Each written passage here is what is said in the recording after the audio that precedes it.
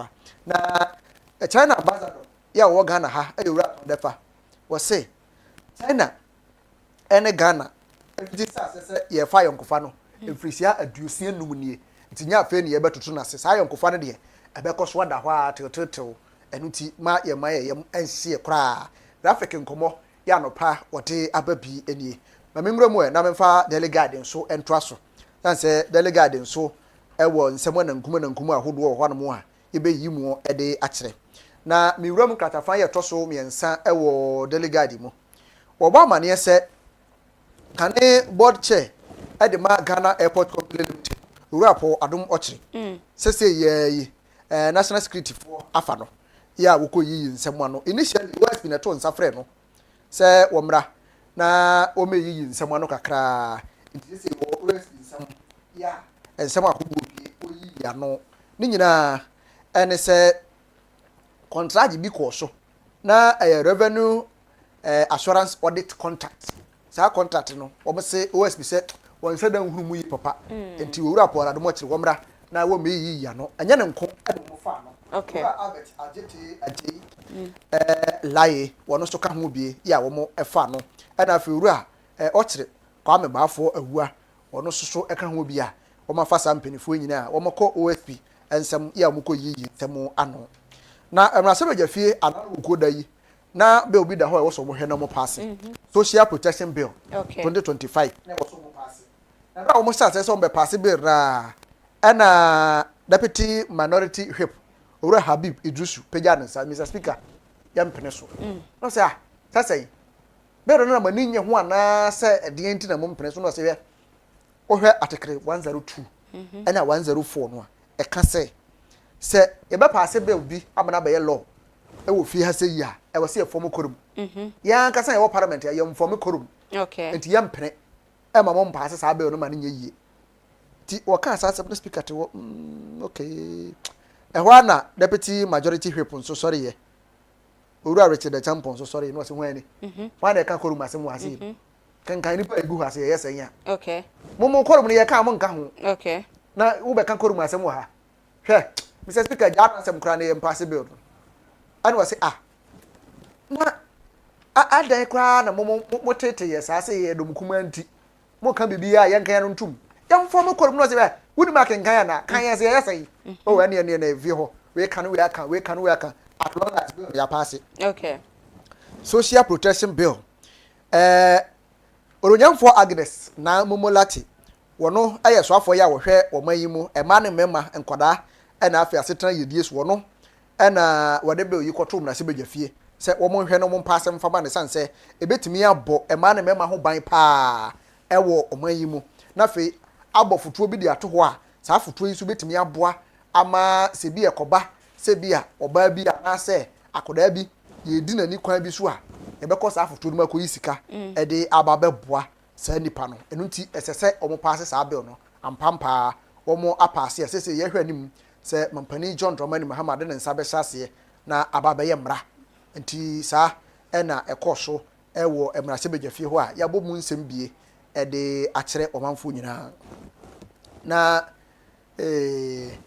boko de ne sala egusu tese kefio no na mpenifo na present ka kefio no yenyi mfiri omoso yenyi aw kofi so omunya nsesa wo madwen so ombejai ya wo kan se boko ntokwa ne omoda so gusu a omunya krado so ombejai interior minister so watie wo okay nti wo yefi wo moso watie wo no kefio no unse na ye 2 to 6 wasakra na se why na 6 to 6 first no na nke bo no mi no 4 hours aka wo mo ho say what so ma first na ye 2 to 6 na ye say why na 6 to 6 sa nka no mi no ba woni hu kwan se wupie okay ba se no watwem e de kono nsia anwure no nsia nti anwumre no nsia ne bopa se fie ye pese ye be hu abon se fie kopem sa de be tia no pa no nsia sa na te nti wa hwe so de amom kakra ya me ya dom a okay no aya wo na hyase 66 no no aya wo yi na hyase a eno so mu ama ne bobie guide de aba wukuri mfa bi nso so awo chronicle mu na chronicle bo amane se nra ewetema kai pani behwe tema he ya awurade a okay na aposifo na nse mani abre o hwe na abrantie yi yeso okuratuo ayire wo bi ato ne ten asama atulaku ade abo nipa no wo ku no wode bo nipa na munyame ye nadom ana ye ma no so de chede ne Tema General Hospital okay yere nipa na koto se onkojare hwe akoya san toa no kobo ne ku no hospital wonom bone ben ya na ode aye no wo se ne mission ne secret no ku no onwie first one not free and wo fom ye ene wo kure aye ti se wo mfiri mu nko ade wo so toa no hospital no wo koku no ana police for say for we besin ye ya yire no na AK47 rifle pan kita no ya wodi kodi ewu no akire no okay na asem abrante a ye tu ne tuo no ye frɛ ne mumuni dia police for de ba ya no okay aha ana Sehu Wini ana Majid Muhammad omoso ma prepare pa na mumuni ndi on de tuo no kan wo wi okay oni wi kura na Sehu Wini ana afi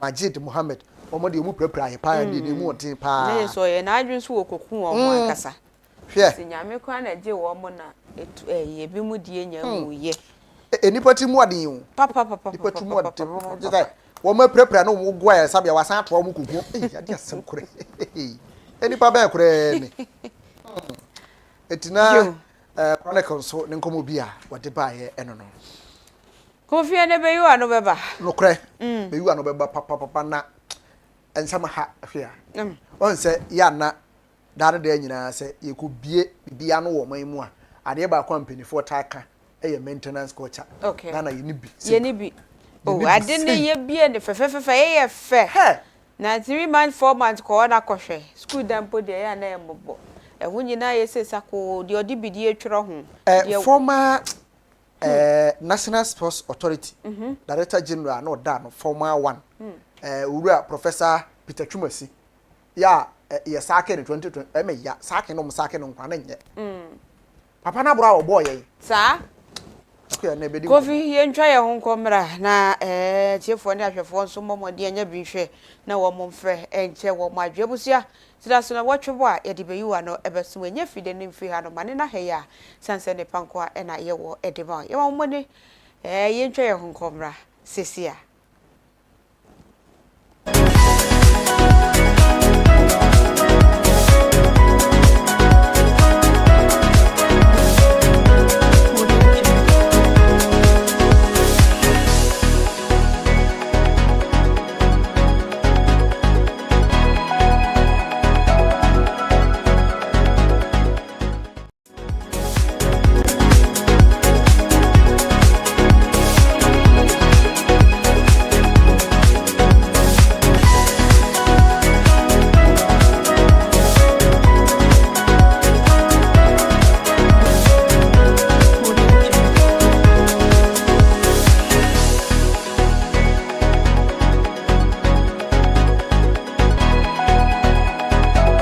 Honorable Chief of Staff, Ministers of State and senior government officials, distinguished invited guests, ladies and gentlemen, and our friends from the media, good evening.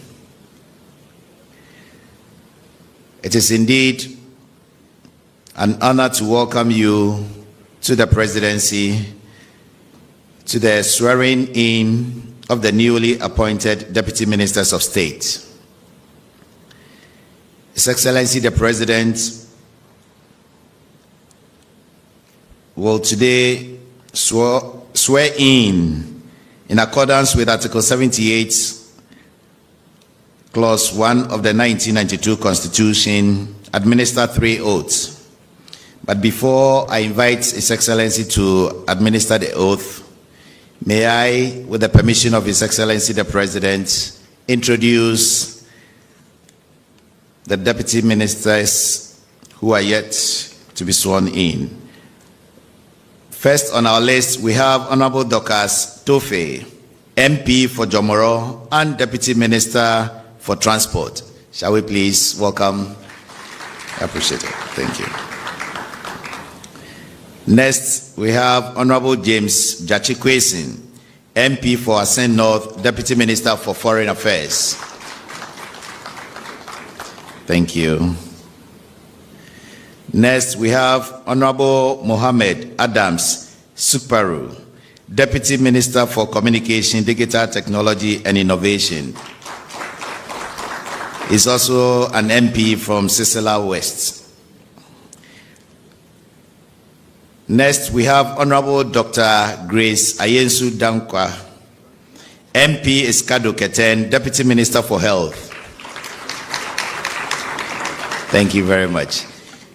May I humbly invite His Excellency the President to now administer the oath, starting with oath of allegiance, oath of office, and oath of secrecy. Mr. President, please. Kindly rise to be sworn in.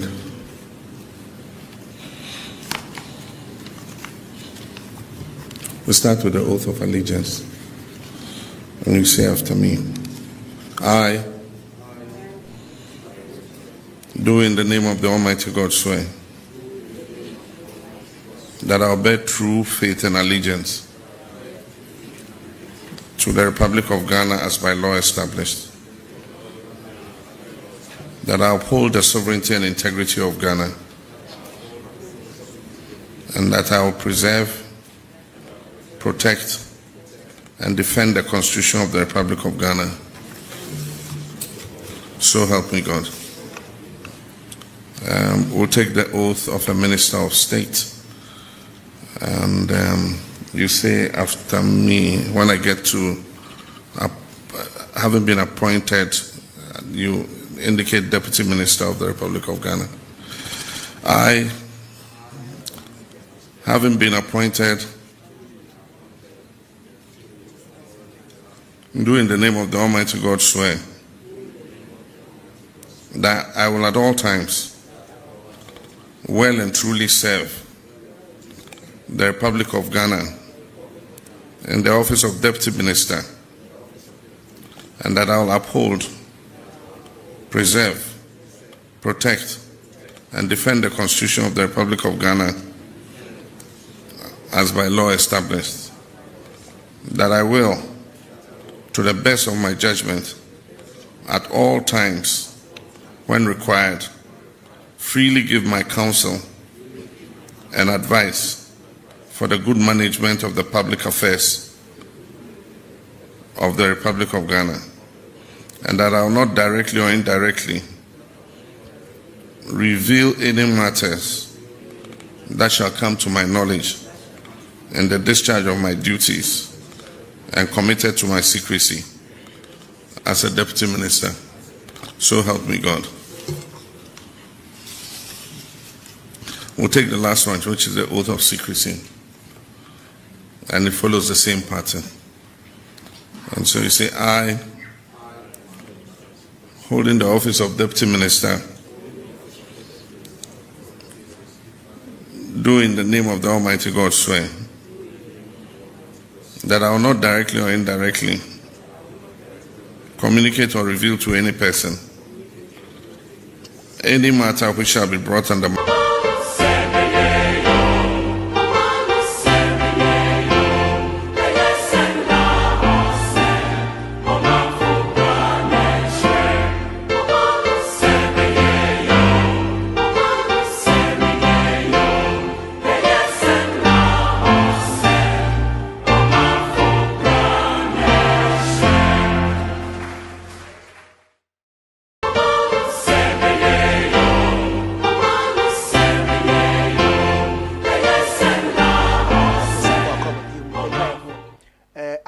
aba babi edri eye beyiwa no ebre na aso no se yewremu na yedidi nkoma akra ewo ahase yie metra se ya na megidi se ososo waye krado sanse the country's doctor abaidie megidi se anasifo amohwe me musuma ye mompane already ye be wo ma ne mpane na yasa o ma ne yade aha eduru bi na se o ma ne ho mfa no a ye menu mienu ya ene yose yehwe na yesa ne yade sa ema yeyie enuti anopa ye bedidi nkomo kakra na yakɔ yenim ye frɛ mama hene Kofi Asempa anopa nkomo a ye ba bedie no ɛfa yen stadium ahodo a ɛwɔ omayi mu se wuram Accra Sports Stadium Kumasi de yi de wɔ Tamale de wɔ Cape Coast ne ade wohwɛ in various stadiums bebre na nye papa ɛwɔ omayi mu enra ɛna NSA boss current one ya owura mpofo ewura mu asantemantem mu ɛne mpanifo ahodoɔ ɛkɔ inspect Baba Yara Sports Stadium August ya edi yanimu yi August mu mpo ne ewura yi ombɛbɔ Galka top 4 20th to 24th ɛna ombɛbɔ no ɛno ntenkwada ye hyɛ season na se a yen clubs ahodoɔ mienu enso so ɛkɔ Africa ɔmo ba bɛbɔ home matches ahodoɔ wɔ ha sei na epinifo ɔhwɛ anim sɛ nka Galka top 4 no ɔmo bɛbɔ ɛwɔ Kumasi Baba Yara Sports Stadium but enura ya mpinifo kɔ wura mu wɔ Baba Yara no hwɛ video a mede kyerɛ wo yi hwɛ the state current state ya Baba Yara Sports Stadium ɛwɔ mu yɛtie kurom ha sei it is as if say ade ba ko a yale wo ho pa ɛyɛ maintenance culture the wo hwɛ currently on your screen no ɛyɛ the current state of Baba Yara Sports Stadium sɛ wo hwɛ wei na wo yɛ Ghana ni a owura bɛ ho sɛ adan ne yɛ man sei adan pa ɛna yɛ man sei enra ɛna mpanifo yi kɔ hɔnom ekodi nkɔmɔ fa ho and the National Sports Authority CEO no aka sɛ enya de a Baba Yara betimi a host any tournament bia ɛwɔ park ne so sabre imprempren ya yɛwɔ mi mpo enkwala primary school kura nkwala entimi mmɔbɔ wɔ so hwɛ sɛdeɛ Baba Yara sitie the current state Baba Yara wom park way a host various tournaments ahodoɔ bebrebe na ɛwɔ man yi mu when we say the former NSA boss wa 2024 ye pamo no Professor Peter Chumasi papa we hyase 2018 Edebaya whereas the then Director General Robert Safo sa announce expose yi ni free wa Professor Peter Chumasi be take over papa we ntimi nkyerɛ ade potin pa as NSA boss obedu so from 2018 ya de be see 2024 ye pamo no wo de be ka ye sports facilities ahodo e wo ma we mu one per say one kyerɛ ye de wo de be ka ho but rather no obesɛ de wo ho nyina sa papa we kro ya na de Accra Sports Stadium e ma musicians so mo nkonkobo show wo so e de moto ni ade etutu park ni nyina eniema ahodo a eya ban na japade e wo man ni mu a e wo se ye hwe ne ye hwe ne yie no ye be appoint various empenifo ahodo wo man mu se won konkoda no no mo nhwe enkrakra ne yie san se ye man na japade ye nhwe ne yie no wo mo nye ne ye jane saa ne wo ho efe ya na me no bedi nkomo se Azuma Nelson Sports Complex a ne wo Kanesi efe ya na me no bedi hu nkomo the current NSA boss yi ekọ ho no na da ne kwaye ye wura fu ewo ho eno Professor Chumasi e wo twa mu no wa anye ho hwe ene no aka wura mu na ewo ho eno ti the current NSA boss yi pe kwan obefa so a obenya institution a oba be partner no amomatimi asiesie hwe Baba Yara ni enura eno mo ko hwe ye Baba Yara na ewo ho no eno na wo hwe ne se sie yi adan ne ye hu sei edi pa na sentam Black Stars e baba qualifies krum ha ye de Angola ɛno no mirika saa se park no se paint ne di paint so se fertilizer ne de share no ɛna no yɛse pitch na yɛ green ti yɛ mo so ball ɛna no o men nanam so a that is last year men nanam so bia de ball yɛ no mo call yɛ ɛna hwɛ de pitch na yɛ ɛde mai kra na yɛtimu sei ɛde mai pa na yɛtimu sei sɛ yɛde agapade hyɛ obi nsa yɛ appoint ne abɔ ne din sɛ nipa asumasi hwɛ agapade we so ɛfa ma ɔman no no wayɛ no basa no de agya ho na de a yɛbɛtini ayɛ ne kɛkɛ ne sɛ in March 2024 the then president Nana Addo Dankwa Akufo-Addo say wasake no that is all yɛtuma nyɛ no hwee wasɛ wɔ man agapade ɛde ama sɛ yɛ mosho ɛwɔ so ntutu no sɛ no wayɛ ade iti de dwuma de a wodi yɛ ne nyinaa na ɛyɛ de yɛbɛtuma ayɛ na sɛ yɛbɛsake no wasa wabɔ man ne ka I am expecting say currently OS we to nsa de afrɛ no amana ko yi nsama no because wabɔ man ne ka pa wabɔ man ne ka stadium sa hodo a wa hunu so hwɛ de gya no ya wagya de nyinaa ma na sɛe ya ban sɛn yi sika foforo asan de ayɛ hwɛ de baba yare ayɛ ye wɔ hɔ wo ya na wo mo complain de ko sɛ weather nyame adawro ma yesi afi we mu no awia na dodo sɛ paa na atimi abɔ dodo sɛ paa na awia atimi abɔ wa afi we mu enti a baba yare atimi ayɛ sɛi ɛde asuma ne ɛde teman ne mu saa no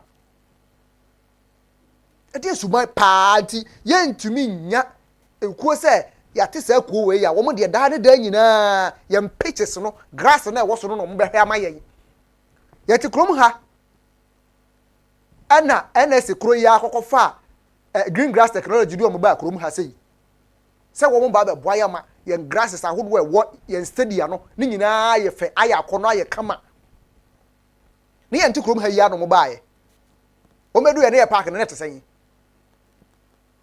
kɔfa obi firi baabi ba yɛ so wɔn no na ɛba bɛhwɛ yɛn pitches na ma yɛn bagye ehu sika twitwi de kɔɔ yɛ pasel yɛ hunu hwee yɛn hunu hwee way back 2016 ana green grass technology omo ba krom ha sei sɛ wo bɛboa ya ma yɛ pitches nyinaa yɛ kama na kana omo ba yɛ bɛ yɛ kyerɛ adwuma na I wasn't expecting said ne yɛ bɛ hunu the current state of baba yara sei because yɛ nim sɛ wɔn de green grass technology de wɔn de wɔn dwumadi a wɔn di ara no so wɔn hwɛ pitches so edika wɔn bɛboa ama yɛ kama ɛnɛ yɛ various study yɛ bu krom ha kɔ aprobɔ na fa bia so ba ko na hwɛ sɛ de sitie na hwɛ sɛ de sitie yɛ si boteman ewie yɛ ade hosi all African games na amanfo oppose sɛ ma yɛ mfa ɛnhyɛ NS ne nsa biem because yɛ de hyɛ wɔn nsa a wɔmɛsɛɛ no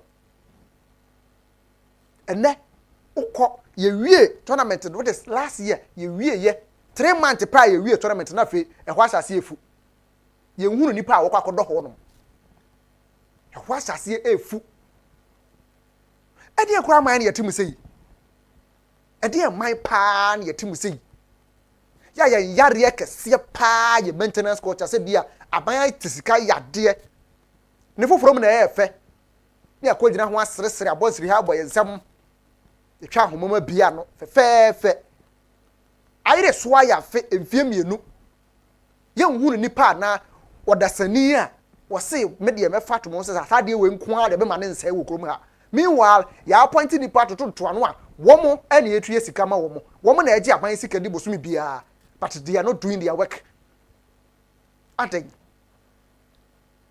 pa na yɛtimu eti wei yɛ bɛ sɛ ne fet ana yɛ bɛtutu grass ne yɛdua ne foforo ɛde awia pa ne ntitimi boy yɛ pa ma baba yɛra sei ɛde awia pa ne ntitimi boy afi wei efiri January ya de ba besi August ya yesimi we ye mon kan kire ye nyina ye tikrom ha sei e de awie titre pa na atimi abo ya nti ahye grass sei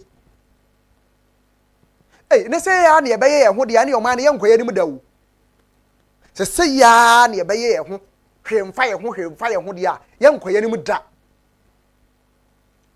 esan sade ne ye beye ye ne foforo wase ye di sa sika foforo no san akoye bibi foforo no sa sika kro na ye de be foforo no ye be san de asan ye chi aba be siesie because de ye ndada no ye hunu so hwe amana sei adan na my Ghana ye bo na bro sei adan e de pa ni ti ye enipa su ene ban ya ye wo mu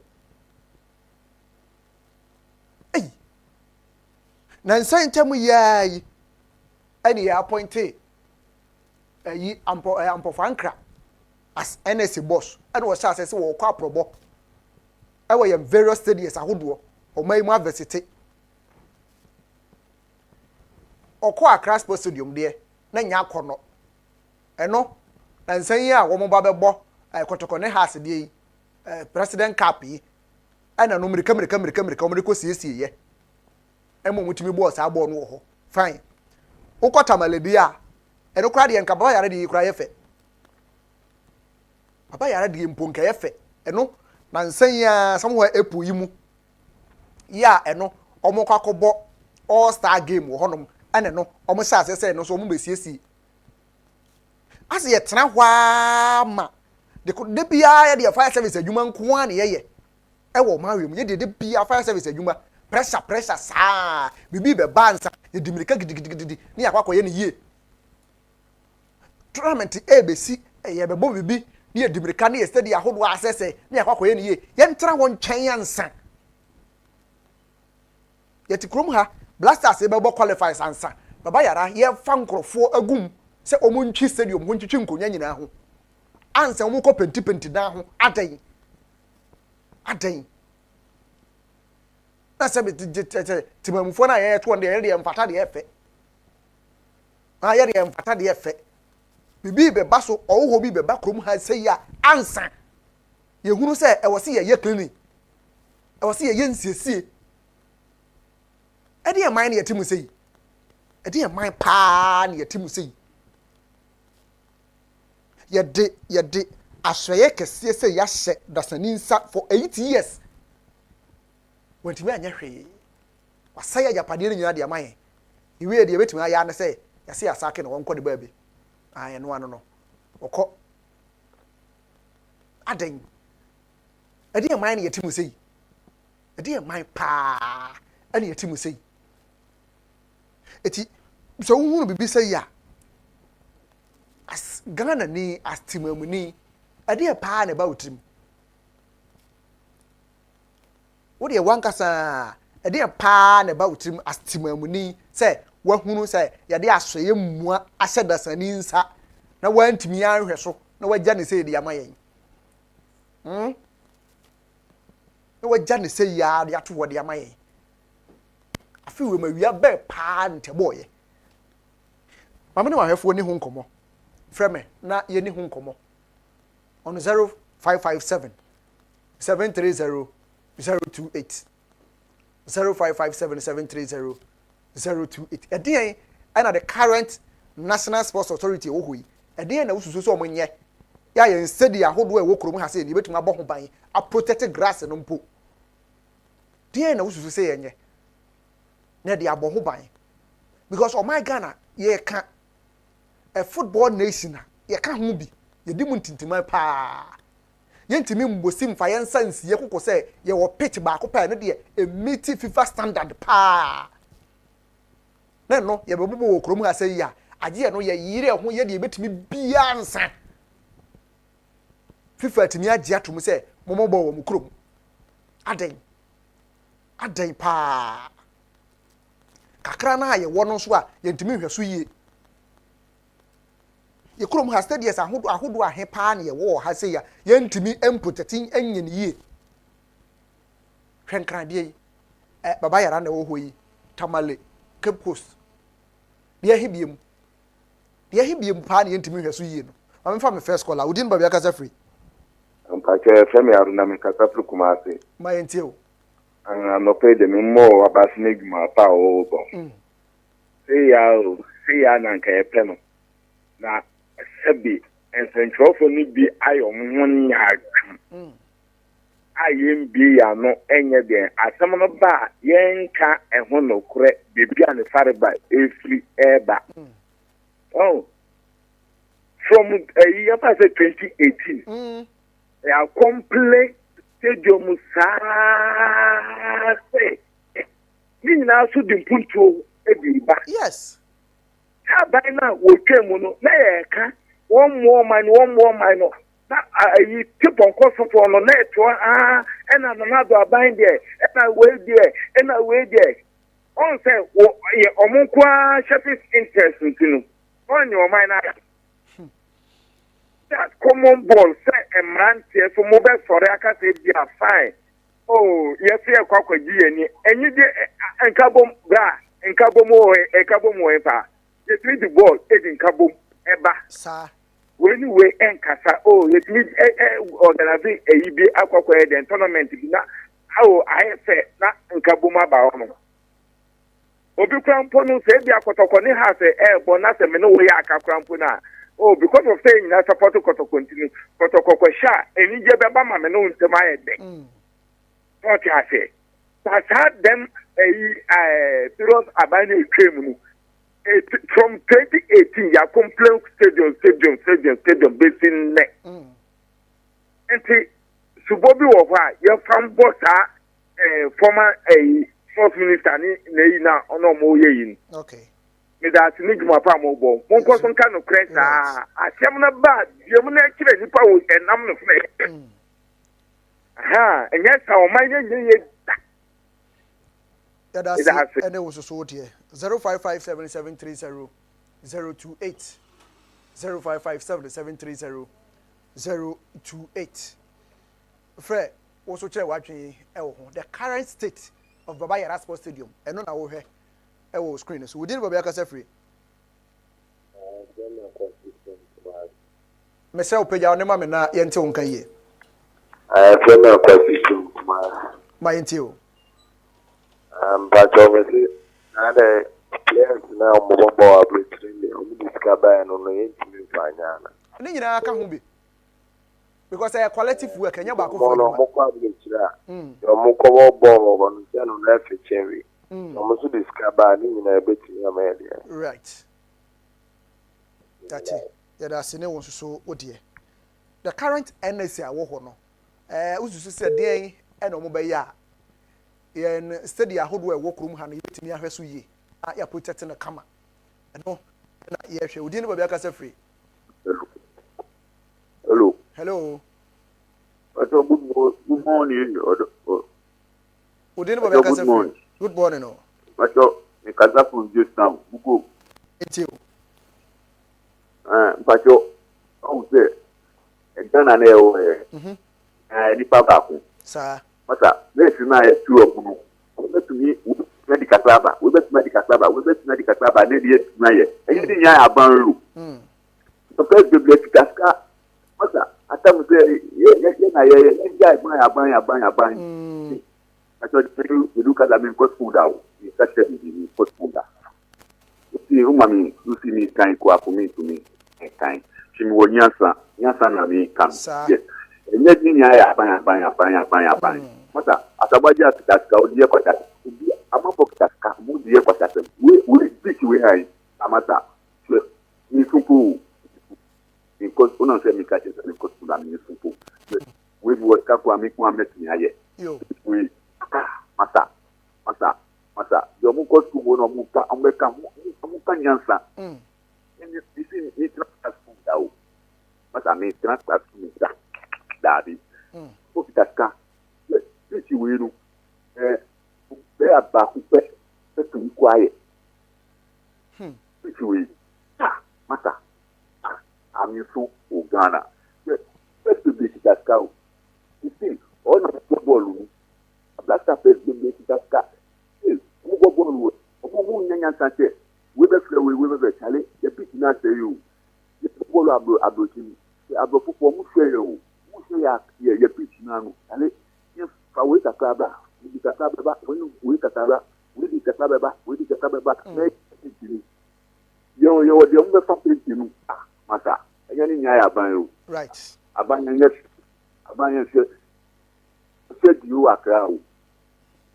Yes. As I said you are crowd. Masa. But that's it. And then also yes. Oh my Ghana, Yakuma, ne fankesi na ye football. Eye ade ba ko United ye papa. O man do na ni football ho. Enti yem pitches na ye gi ye ni wo honom kohwe ye football ese so mo ball no. Se pitch no ye ntimi nhwe a na ye ni je na wo hefa biem. Pitch and ye jano na ese yi. Ye jani na na ese yi. Adan na ye man say. Adan pa na ye who say ya Ghana for. Yan say pitches yi nyina na fe edu si e bo tournament a ya pamo ye se yan ko obi krom ne yankonko bo ne ho. Meanwhile your pitches ni bu e krom ha say. Odi ni ba bi aka free. Me na ona na nyi Kumasi. Na yenti o. O say Ghana no you will subet bia. Enyenyenyenyen. Say obi abaya de na ye in lack of maintenance and American. Say ade no ye baba to no no dia na ye use. Mum ye kwa ye nim no ye mpese ye ne a ye use faso no. Ye disika no ye nya no. Infitias and beshim ama enya nwode. We baba ya la na say ni amehuna no. Na no utumfo kra kan ho asem. Ama Mr. John Dramani mama be. Sa ayi we se kwa Nkrumah ne CEO. Se wan na champion ne CEO. De sinne. Enti ya na abrofo ne ball na ye hwe bie no. Wo mu no de wo ma sa no eda pan a wo mu de da bia wo mu pitches na kama. Hwe ayi kuro bi North Africa. Moloko. Your pitches are who are omuo. Na say your pitches na ye we no. And no result na ye bobo na ye nya no. Ye Ghana etumike Africa Cup. Enye no. Na wo ye pitch we ya eni na nkwala no enye training. Wa hwe say kotoko e be call Africa. They say sir I stadium away and fit for purpose. Is e kotoko no onko bon the ball Accra.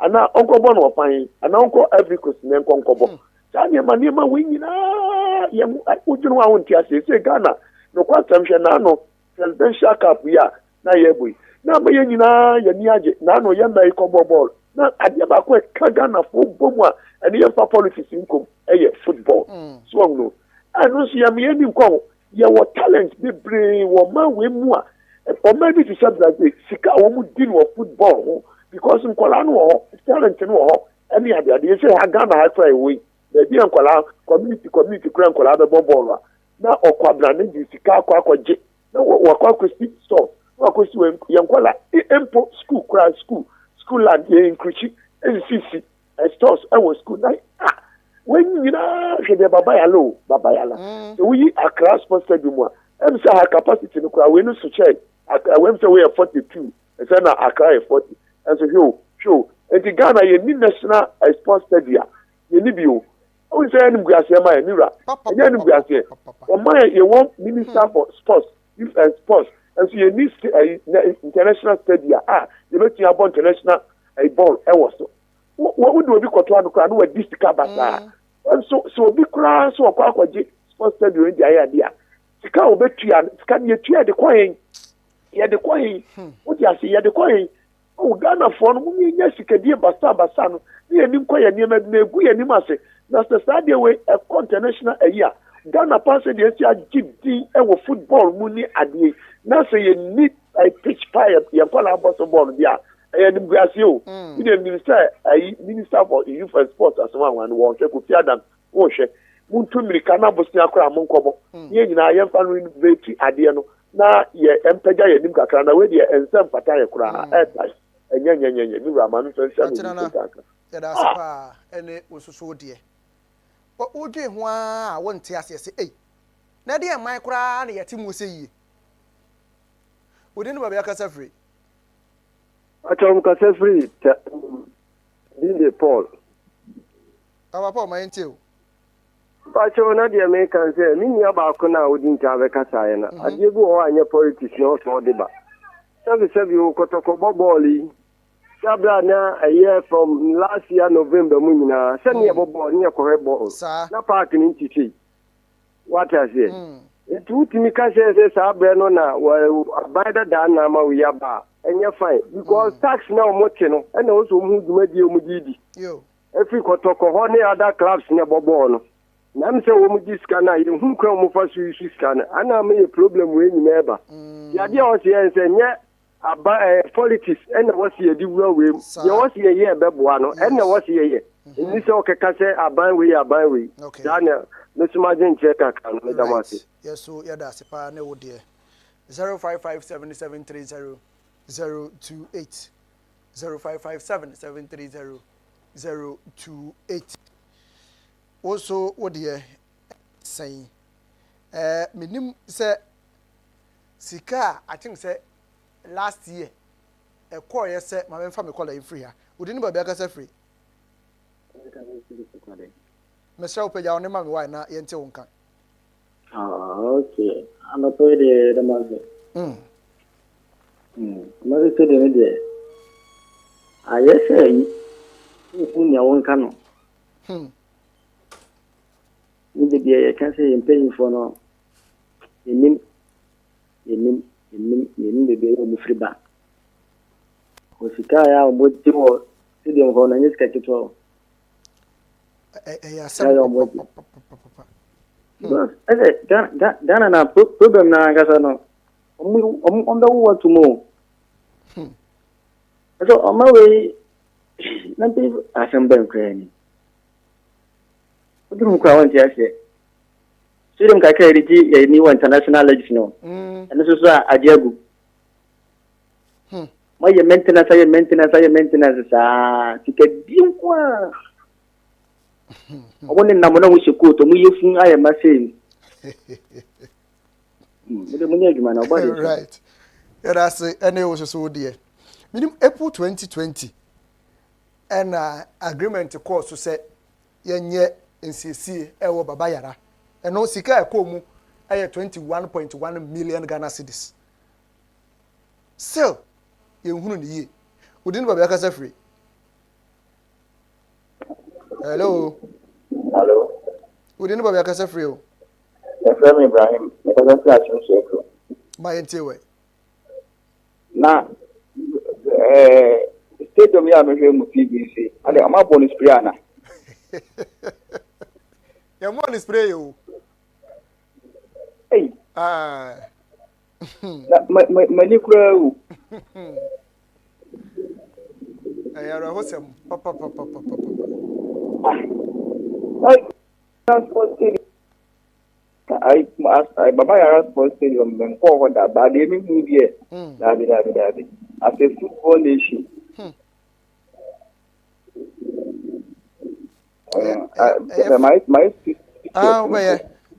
obeye pa efere de maye pa so man yo o kakwa en ko ti be dia ti de ba mi twa so Mate era se ene odie na me boss no say 2020 ene yi sika se yemfa nsiesie baba yara odini baba yakasa free o me kola me na ta kra my ntiwe because omo diska nya bi je salwa ko no fa kan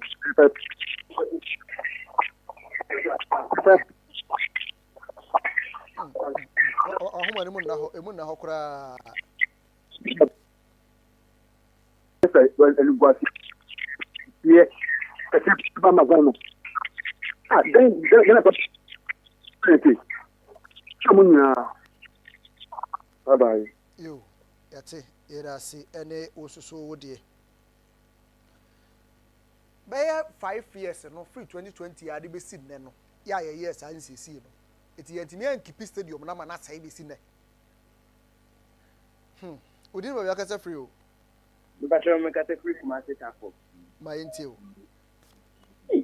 But I'm baba yara na wo hwe no Hey. o ho adwiri wo ho na ka bio me ho jimi papa o ma ya ti mu no telephone anga na yini de be ka ti lo mo me nja o nja mo ti mo geni ma so anti we say bi share oh mirati yo so ya da se ene ode enra pe ena se boss ewura mu honom ya wo mo ko hweye ehu videos na wo hwe no odi ni baba akasa free ba je from Isaac me kasa free nyan kire ne ya my intio me pa je the Kalian state of papa I na wo hwe no how many months ni enra pe enra ena sport ena se boss ramp of ko honom say okoye inspection ene so okoye ya de wo hwe no ndi yempenyi fwe omo emi to mutu kwa ya omu sia de pa nti baba ya la national stadium ye de bon international matches ni ade no ye jama na yi ana da ho sa ya na mpenyi kwa so omo ma ye ni ye ntu kwa dan kwa ye so ya bamfa so ase no omo hey me ma na e hwe na me de nse na bi a mo bi su kwa mo be ye so adwuma afa na mo kwa ye so adwuma nti enra no ya me zo aha stadium ya maintenance ya na sana sasa ai ya yenya o mo o ka o mu fi e fro mu yenti ya fu ndi o ka o mu fi ja mo amoka bi ewo mu no be ja ma mo se ja ta mo ka no mbu tie mu dia baba yala le ka to me first mate and income I say ede also so there 0557730028 0557730028 Udin Baba Kasa free you. Hello. Yes, I'm talking from the cafe. My intio. Si baba ya para na bonta eda. Ana wo hwe. Asemu. Eli ya tani poli kaya o mo ji o stadium mo. O mbe ele. We si ama critical so emphasis. Tadi ya last ba kuma se ko ya diji ni. Eli last what the boba ma ye nya ni je ya. O be na bobo. Dabi. Enra NSA boss ko wura wo se enya de a empo primary for kora bobo a betimi ya hosi wo mo. Dabi. Yeah, renovation any 1 year planning. The last renovation a wo mo ye no contract almost in 2020. Omo ye first phase. Second phase omo wie no November 2022 and omo hand over. And na ye hwi. Omo si football stadium bi wo na yi kwan to. Onye se stadium na ye. Football pitch kama ni se mo ye kura nka enteko ni abia de ko ebetimi dia ko. Ni a resolve we for senior national team. Eki eno mo ya stadium ni se. Ayare ho papa. Na na mpani for ya undipo. Omo de ma nka se no me no. Sabi. Yo, ya da se makamu. Yate. Yes, so yeah, that's ne odie 0557730028 0557730028 Odine Baba Kasa free you. Hello. Epacho. Odine Baba Kasa free. You can say free Obogo from Mr. Alfred. My entiewe. Yo. Enye board nkwa na afi yo. Na no. Omo na dani soniye. Na ye timamfo ye konsugum. Ye si o sei, ye kwa ye sei. Bibia ogana no asei. Ada ni 24 years ah. Unu nyamenya adwuma mati. Yo. Era sene onsoso de yemfa foforo 0557730028 0557730028 Udine Baba Kasa free. Good morning. Good morning, oh. Didn't Baba Kasa free you? Kasa free na. Medikajo. What do you into it? If I don't do one study, I the Ghana will to buy. Almost to me for red ball. Red ball will be my answer. Like if I know my for anything, I can go to fire for minors. About why I told that, yeah, so much in my for. The Ghana company will be more, your right, sir. Get me the bomb, you know. I didn't want them. I want to be friendly to say you had a steady wire. It's very good to say, Bruce. You know what? Mukambere, that on the years. I'm with the more young Sanka. Baby, any year for them. The media. It's got a woman from them, right? Before Mother, morning, I've been ready. right. That's a ma memfa me last caller ina fe memfa wonsi 0557730028 0557730028 wudi ne ba bia kasa free o hello wudi ne ba bia kasa free Asem kasa free sam ma yenti o ndi kuma se bag fa ni ane ndi e pe bono amana na abo ni abo ti me de pa ni ku pa abana to ni ni se de o ti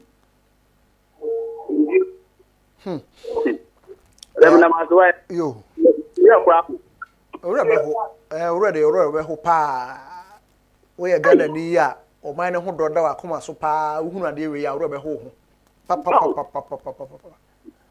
madam yo yes so yadase because say ya na yede to o man mu de a ene ye nokore say in fact o man Ghana ye nkan ko ne be den pa say ye ya ade esi wo na say ye ntumi enhwe ade na ya ye ne so be ja na saa ene ye nkan ko be den pa ye yisika be 85 million Ghana city say ye de be renovations ahodo e various stadium e wo krom ha sei esi pon baji bi Accra Sports Stadium Baba Yara baji bi Baba Yara de nko an na ye 21.1 million Ghana cedis ye Javkia company ye de man say wonye sa renovation ye wo ye renovation no in 2020 no mo since contract no ye first phase no November 2022 and we hand it over say we attending free ho e free 2022 ade ba be 2025 current year wo mu yi e ya mra dodo say pa ne wo mu ya ntumi anhwe Baba Yara so within saa emfie miensa pei ya ntumi anhwe pitch ne so anye ne yie anne ye hunu pitch ne sei ya nne ye hunu ne sei enra and NSA boss, the current NSA boss.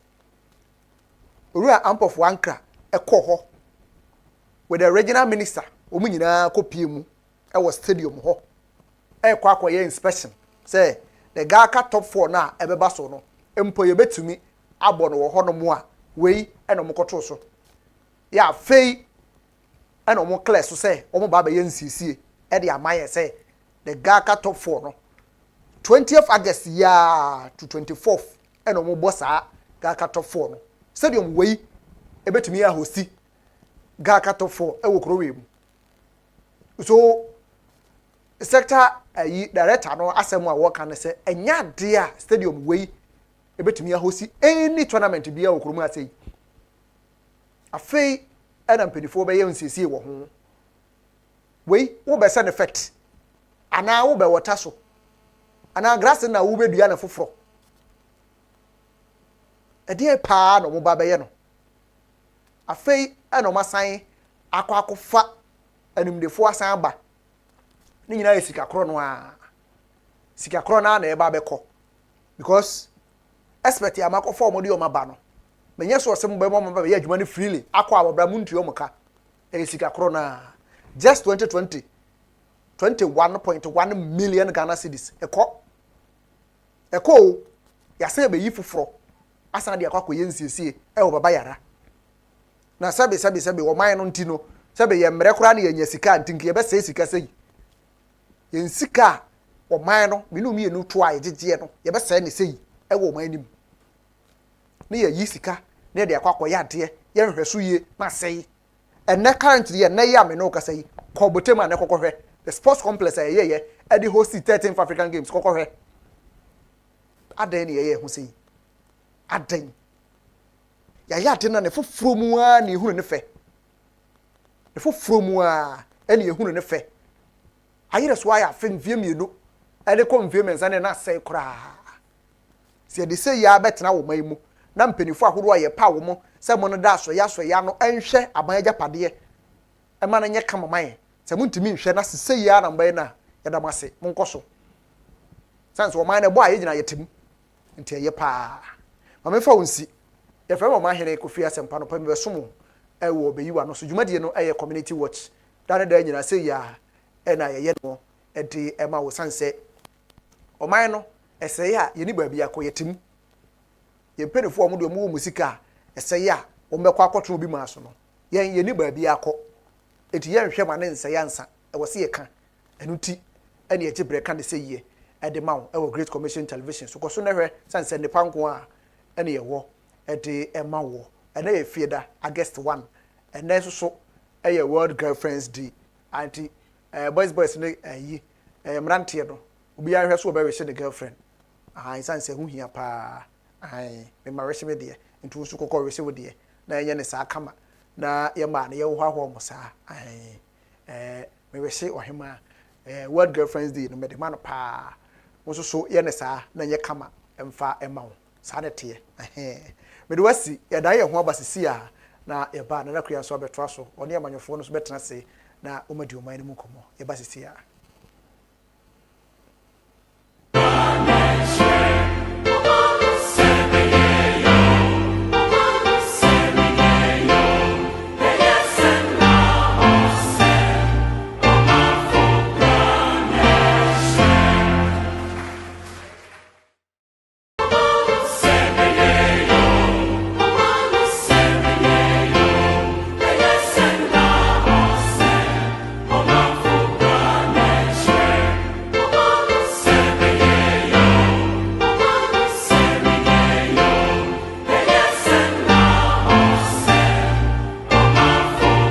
Ano ni adofo meden chason kon ede ma obi biara order me efri ye Time Herbal Center mene kwanchafo a mede edru Time Herbal Mesha na Time Herbal Mesha mede aba egamason obowura dos herbal shop pharmacy show bia okwa obenya bi ato na edru ampese twon komopa Time Herbal Mesha no kwasanse edru a posti immune system no support immune system na white blood cells and red blood cells no supporting kwamo no e manya ahoden esronko be pacho utie me ubi a ho na yare bi bia na ibi abowa waduru ba akope edo no ye Time Herbal Mesha anasa ne capsules ade a wonya bia ebetumi aboa papa pacho oba bi wo ha bonso ho na isupita ne finase na eba ho ha bonsen sansa na begugu na se ho ha bonsen na se na ekeka no obu okrampa after the menses no obonsen na se betumi ahihye no obonsen na insu asebsebe enka wo na ifinase eba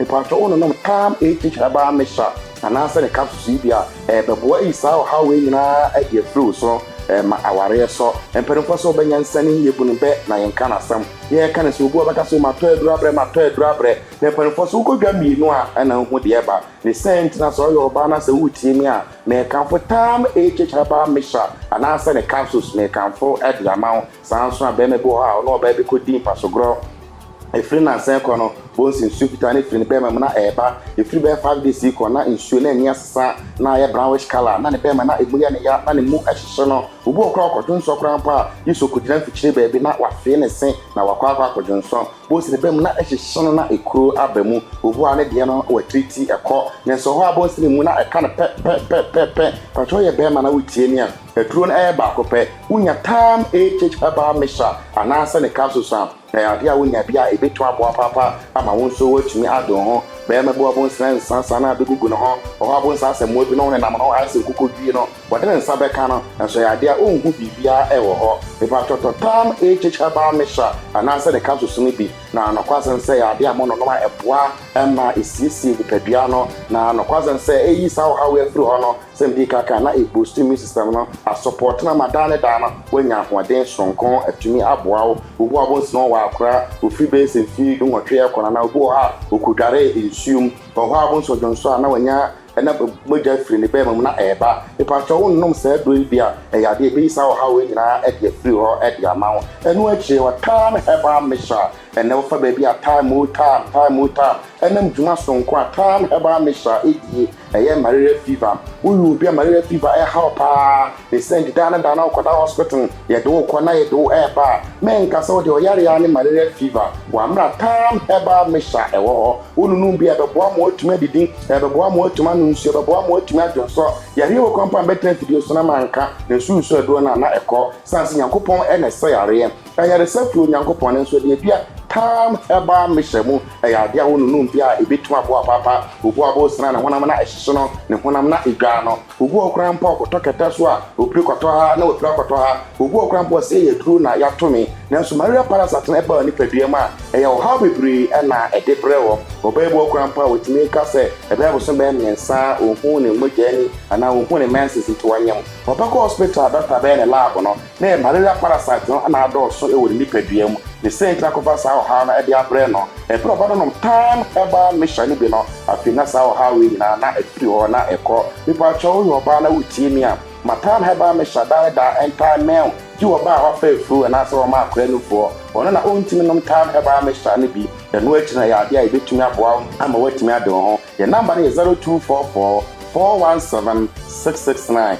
0244 417-669 and no mem ha ubu radra so heba so pharmacy shop a de bia be ko bia men kase me to adu bia keke o so petam heba mesha and as a tam heba mesha and then the council say ya dia unya bia ebetumi aboa o empeni percent takra na ma akokọ ekese na so takra bo an de fenam kwatre kwa wo ba num adu na adu ntimi mo no ka wa num adu nkwa pa nkeye the center make up tam heba mesha make up for dia ma o wo ba te se ye ka adu nwa semse nu o mfa adu ni din antu ni trim o ba kwa ko radra so heba so na pharmacy shop no wasimiti see ka adu bi nwa sense ya de we so ya de we na yakoyi adu bi na ya de ama no nanso mperemfo asan kokọ na mapem a ohun nyina anim pẹ nanso esko bia na ntakra ne sent na make afo ama so ko wura drugstore heba shop a kaisa time no ye TIME obomade na wonsa ka bia ya de ebetumi aboa meeting e de na otafrija owusu agenan bomade efe 0244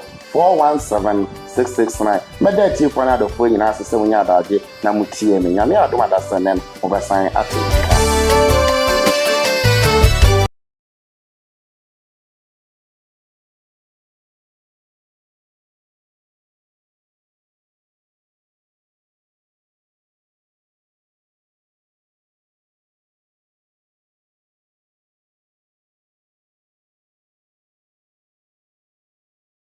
Everybody has something can be or shemi summary. If you will be a mediamintia at the mouth on the phone. She said to me, Cassidy, if you Cassia, a great commission. So now, you may dinner ye sorry, yes, sorry, I'm ye pejanium. Ye yenya becassi. Senya Paul Silas. It's your uncle to if yes. But the Bible says at midnight, almost sorry. Now, they pray and they sing praise unto the Lord. The Bible says, "Nanyami pofo esane." Omama nyame ni open. BBC will prison. And to me, someone come move the Castle Great Commission. So every Thursday, 9 p.m. to 11 p.m.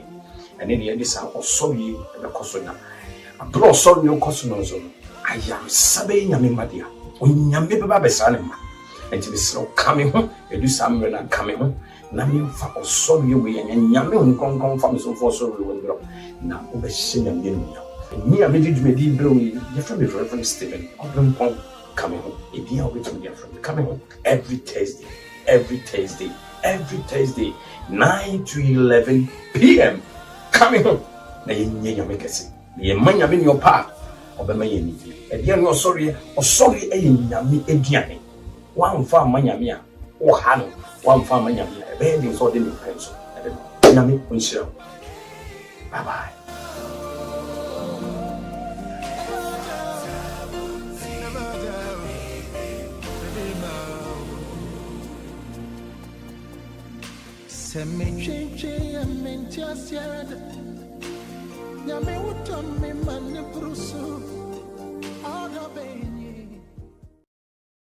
Dr. Mensa Herbal Clinic. Dr. Mensa Herbal Clinic, many penny quanchre for me that Dr. Mensa Herbal Clinic, ya no. Ma hote din anase mabodi bi ne Dr. Wonder. No kure ne se omo enim Dr. Mensa ho asem ne mu se ebibiduru ye de kan nipa me nipa nya na yale sade. Uyi Dr. Mensa firi mu enye yi. Na no nso nti no ama yedwumadie wo man Ghana mu ne wiase nyina no akona enim aduru akiri. Eno nti se koba se bibi ha ofa yale ho na ye nhwe han ye din tena ho. Ma de ni di unya kopemo se bese wo kora de na chese wa yemfo so opi. Ye kan ye wo bibiduro etu atosi bibiri ya obi ya kan de ho asem se eye na waso Dr. Mensa de ahweda yale bi wo no mo abetena wo so ache na wate din no a se o na se wo yale de wo Dr. Mensa ho no mo a ho beto but waje wo ho achinyi atena ho no mo amade no ba bi e de wo ko no ya yehu mesro ba bi a wo bi a wo hwe me sabre enye nhwe han da nye sa yale betimi age wo no ma wabrabo no wo hyebre firi wo nsem yale bi eteti wo bi afo ni chiri mo Dr. Mensa Herbal Clinic ye nkora bata na bi wo enkran ebi wo kumase ba bia wo bia so pese ye delivery service de aduru bi brewo a ye betimi de abrewo na tie eni kasem ba ko wo mu ne se wabrabo mu no se wo bo bra na se no ma entoto yie ma wo a na e wo sa wo hwe wo hyebirim na hyebre ne hwehwemu no e ho no mo na asem wo no obi se mi de me Kristo niu na Dr. Mensa de wo kan me ye de na ma hwe me hyebirim ene ni tia wo twam ne se ye wo bibi e fe ne sasa a yetimi di ni penya maka ho asem a won so watie mi ahwe me a wo mpe waso nye wadwen se wo pati sasa na bedi wachi a hese no ma bebrebe wankasa sikato nsem wa na hye ade abebi a enye yi ye wo wa besi sable bi kura mpa woni kapre da wakanso mu sa no ma we nyina ye no ma ye fe ne sasa ebedi wachi a edi wunya so ho obi wo no ma ne ho ofe oba wasi so otimu se nka we de nka oba kama otoburo si e obosi kama enso no be ma se ne pe ba ko mienu eno ano no wonfre ne biu adwuma na obekomu a ne yeyi na di obi wo no mo nso akọhwe adwuma bi a ne yeyi na di chese bibia obeye bia ba bi obi a fa obekono no nko a ofa onko de ya eye tumi edi wachi a wanhwe ya obeje wo ho achinyi ya woni beba ho so no wanyina duru bra o kwa no na brabo mu no wanya no ma bia na se boafo bia ma obi anyi wasutra obetra ho no mo saa do nsa hye odam ni fam a long last na no ma ka achi edi sasa bedi wachi a ese wo no ma bebrebe ne ye woduro bi efe ne sasa duro ye dwale ne nenson wo yo ba na ba ma u dwale se duro 7 days ya setumi bi di wachi wo so da ye basa ana wo bibia enye yi wo tu kwan na se bibia wo ya enkoye ma osikasem ana wabrabo mu no ma di wachi a dwale sasa duro unya dwale bi si pe eno ano no wade wo ho ena obi wo no nso obi ye nanum se wo kasa senti ya na efiri mu ba no ya na enye koraa o enum kankan ya yale fon maka ho asem a senka wo num a wo ba koraa wa wo no wo no eni se obi a halitosis yale yi ha wadwen no ye waduru a wuntimi ma ya so ye koraa ba bia obi a na betumi asende waduru ebi na aboa obebribi ena mo amoma nso atu egu nubone so omo nom se wo ba wo num nubone na wanom wa ba bia de na duru no ye de na kodi chia wo de a wo be ye ne se wo be frɛ Dr. Mensa Herbal Clinic for say doctor menso me ba wanom nubone a ma ba bia wadu no de nyame ya memo ya sei ye waduru a wo de fra na dua ne ma ne di a ontimi nkodua ontimi nko nubone no ho biu se bibi biala a ye nubone a oba no watu agu so wo no wo de frɛ yen ye be ma waduru a wo de be fra na dua ne ama na die enti e ma ne hu kura na a stopping bibia wo ye wodaache won no wo ye wani da so awo na fom tinyame boa na se wo na wo ba ha se wo ye saa de na wo yera wani so ade hunu enti mesro hwe Dr. Mensa Herbal Clinic ya chidi kwae na bibi e fa saa no ma we si hu nyina no ye mmoa wo na so fa ntom apefra na wonim de ntra nyankopon kan wakoma ma wo hwe me saa bri me de me ka da me si obi wo no mo a na nyame pe na boa no enti bi o chim ni TV to on ma na beto Dr. Mensa kasa so no wati e doctor yi mate ne nka che o enso me nko hono na nyame aka wakoma na wafere ne yaboa wo enti saa no ma no ma we ya na nyame betimi afa so aboa wo wa anye ne saa na ye moto what se kokosachi echi na mesimi dai a obehu ase no ma akọ e de etia wo enti Dr. Mensa Herbal Clinic no ye wo hono mo se ye beboa wo bia baby a wo bia wuntimi ma wo de answer number na egu screen ne so no wo frɛ ye ne a na eduru ese fata se wo se ye de brɛ wo no na ye de abrɛ wo na won so watimi enya wayalesa ana bibia ehia wo no na ye de abrɛ wo na aboa wo emfa ya semu yin ni number edidi djuma e wo Dr. Mensa Herbal Clinic de edi kan e 0244 921269 0244 921269 anase 02711735551 02711735551 yadamase dase na yebesan ehie. We are happy to introduce a new live viewing app from where you can watch all of our TV programs live 24 hours. To watch Great Commission TV on your mobile phone, install the Great Commission TV app from Apple or Google Store. Open the app and tap on Watch Great Commission TV to enjoy our TV programs and live broadcast. You can also stream our radio broadcast from the same app. Tap listen to Radio SM or Radio GCF to enjoy our 24 hours live radio broadcast. Great Commission TV app is available on Android and Apple Store.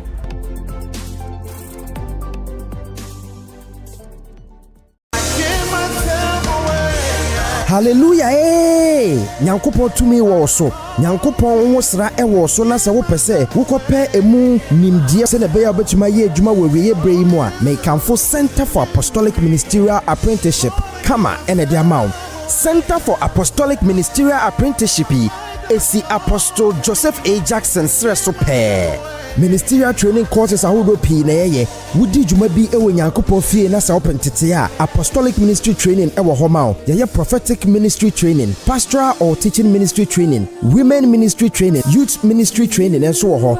Christian missions and church planting training, evangelistic ministry training enso wo ho. Eldership or lay ministry training enso ewo ho a kama for eye ediama wo. Kama ewo Unique Icon International School a ebe Royal Ravico Hotel ewo Nungwa ewa Kraheya. Freyen 0500-200-033 ana 0246-819-345. So obeje ntete ewo kama enyema we bi na osabetumi aka ministerial license any credentials, apostolic consecration for apostles, prophetic consecration any ne akeka hu nyina won sabetumi aka bi. Center for Apostolic Ministerial Apprenticeship kama where servant leaders are trained.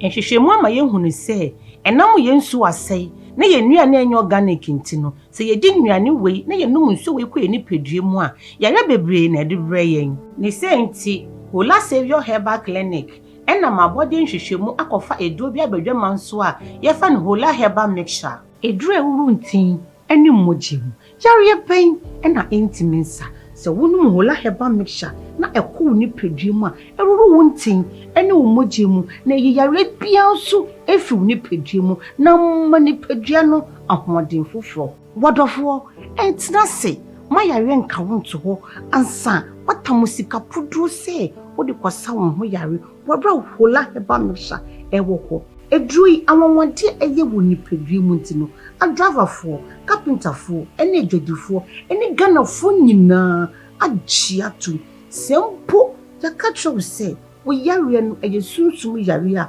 fagidie na num Hola Herbal Mixture na wobenya wa yare sa Kwajiru dio Herbal Shop ene pharmacy biemu etufo mfre 0240 409991.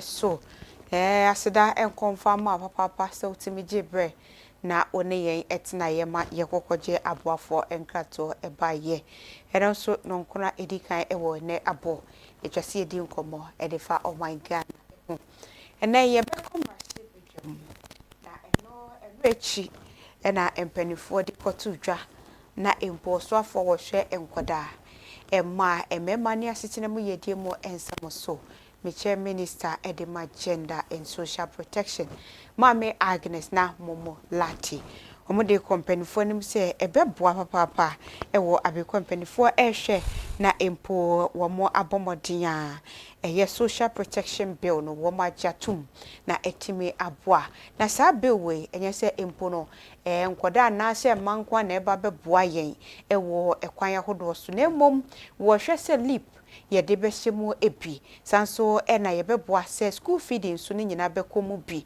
na brekodru eye mahye bedwamu no nchi wa hye obaye ewo ho no madom puma no kraka asenya de a wo mo epene so empanifo wo ho no mokra no wo mantimi hwe na bill wo mo mpase ene wo mo twe na basa no sra enra panifo kotena se wo mo etimi passe bill na ye hwe se empanifo betimi ede wo mo so ano chema mpani ede ne signature besi ebe so ano ye hunu sampaso ababa ye embra sanso wo ene ye bekọ mahye bedwam ho no ma ye nyina ye beka ye afie bi etwemu DDEP eno ebaye eye domestic debt exchange program ebaya wo mu kire mu se ye ko IMF akobobosia wo honom nanso ni nyina no ehwe se ye hwe na mpanifo bi omo amotimi atoshes ni de keka ho no yetimi ehwetwe wo mu sika ne ho sakora kakra na yetimi ka bom se de beya IMF betimi agina so na wo maboye bosia yaji sika die ene ye nyina ye hwe biga na hanom bebre pinso ene obisi o ene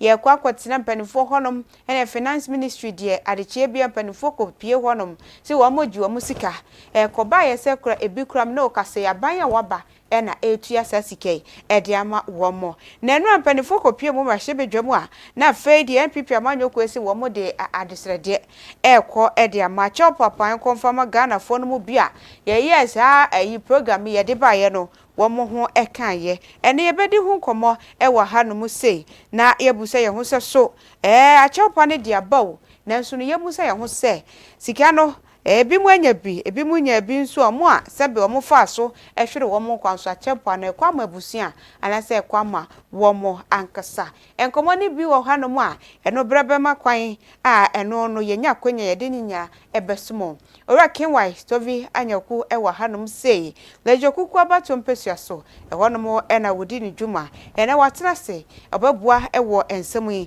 ni mpense mu emu enti kame ho e ukoba bia ye wo YouTube abeti mahwe yen ewo honom Great Commission TV obua ebeba ye app no so ewo Play Store ni App Store obetimi atwebi na odi ato phone no so ewo honom ebusua kame ho na ye mfiri nkoma twetwe na se de beya wo so benya chefa ewom ye di nkomwe akosise ebebo nonkono ne fa na etoso aduonu enum ewa hanom se working wise mama good morning na mensanso emo akwa bawezo yo wazorangu etisai dibia boko na unso sisi ade ye betumi a mixing kakra obetumi a mixing medakpana ma oba formula titran ba mi gava fie ba mi awu edo eke odachinami mele very sure ba one formula oh me hu ye papa me hu ye you are learning small we are sure say me hu ye me so me hu ye papa ye beda urade asese de awokan no na ene so ode ache ye na ye 1st August obie wie mama ye ene so memu akwenya obesore so ayesi ye na ye National Girlfriends Day ode ene de nye girlfriend wife entino ebi so na Mr. Kinwise na enti memu akwenya kasai ade that ebi nu call ominimu ade kasai o me kasai me say o kasai ade do the other side o me ode ene nye girlfriend wife now we are girlfriend. I said so no your wedded wife until no your girlfriend.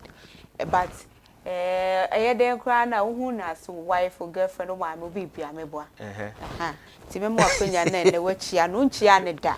Minty so what now how Davidin da. Oh yeah bad It's your nedia David my bida. O bandom now which o mano and church ya by David ye.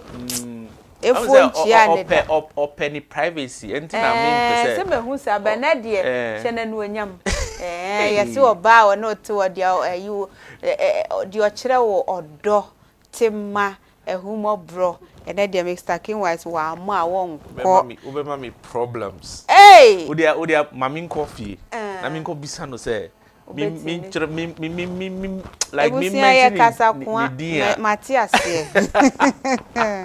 Matthias ye kasa ko na say me ma ne problem ni nyina no no anim de wo ka enti ne ye ha no sa bia na ede asem foforo bi nso asan ba misaki wa mi gidi sha won ho ye ye be ko ye nkomo no eso na ye de wakọ Brashe Bedwam Parliament ho no mo na ye ko edom kuma no minority wo mo se achopa enkonfa magana fo nyina titiriw ye bond holders na ye titi wo mo sika ni bi e de koye sa DDP no wo mo e de adesrede ekọ e de ama wo mo na no pay mebusa wakoye Ghana ni na won ka ho de bate bia o family member bi ekọ sa situation no emo ye frase wo honom ne de ho nkwamo na ye musa ye ho se DDP no na e necessary se e wo se ye de ba e na empo no na omo macho shares nko ana se bond holders no pe e na ne ye betimi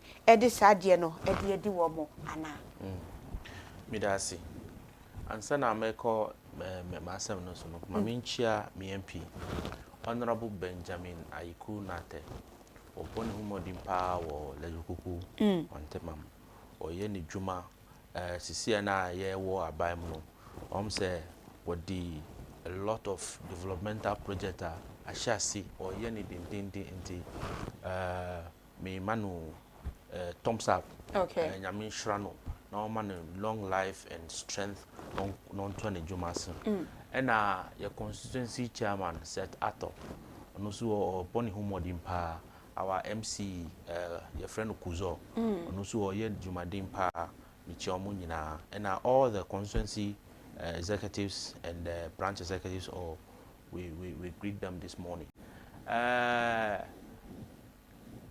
The domestic exchange program same way yaka sa idea if we look at it critically it is self-inflicted. Okay. Self-inflicted. Trese yana yedi 2 years so. Abra Akufo-Addo ni Bawumia ni Kenuforiata. President, Vice President and Minister of Finance respectively. Almost started taking certain decisions. Okay. Well, my way mo. And our current Finance Minister, Honorable Kasil Atuforsen, that young man, in fact, nyamebe shrano pa, or boy juma or ye juma dingma Ghana. Sisiano, ye shared ye all our economic indicators. They are within range. Ibetumia manage. Enti nyamin shrano. That time no, I think it was 2021, just after the COVID. Now, all catcher at the Memphis Hotel in what's the name? East Legon. He did a lecture. Bahama suoho. Now, catcher say, "Bibiaye kono. We are in a very dire situation. Okay. Now, the steps are you be taking to reverse this thing. Otherwise, we will be in a situation. To me." We cannot recognize ourselves.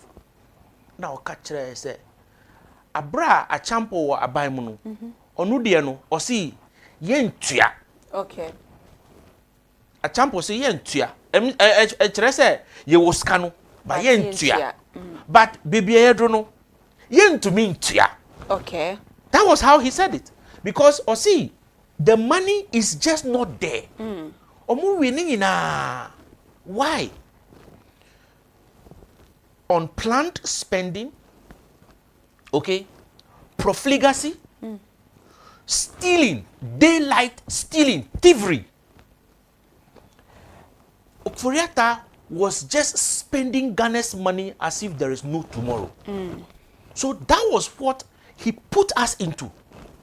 And Kasil Atuforsen, catcher said, stop what you are doing. If if you don't stop, we will get to a situation where to mean and now see they will give haircut to everybody. Okay. Whether you have hair or not. I remember that iconic statement. Even if you have Santo like his own, they will still scrape it. Okay. Sana wakachre. Enti yenim se bebia Akufo-Addo ni Bawumia ni finance minister Kenofediata or the year kono. It was going straight to the ditch. And so the DDEP was a self-inflated program. Now that you have opted for this program, Skabiaba, one would think, say, they would still put in what we call austerity measures. Measures are, the spending is no, you best stop it. We will stop the bleeding. Skano, being koha. But that was when they started stealing even the more. So post 2022, almost say everybody was just grabbing whatever they can in this country. National Service, about some millions of Ghana cedis. Signals Bureau, millions of Ghana cedis. SkyTrain, millions of Ghana cedis. Scanu Ekosa.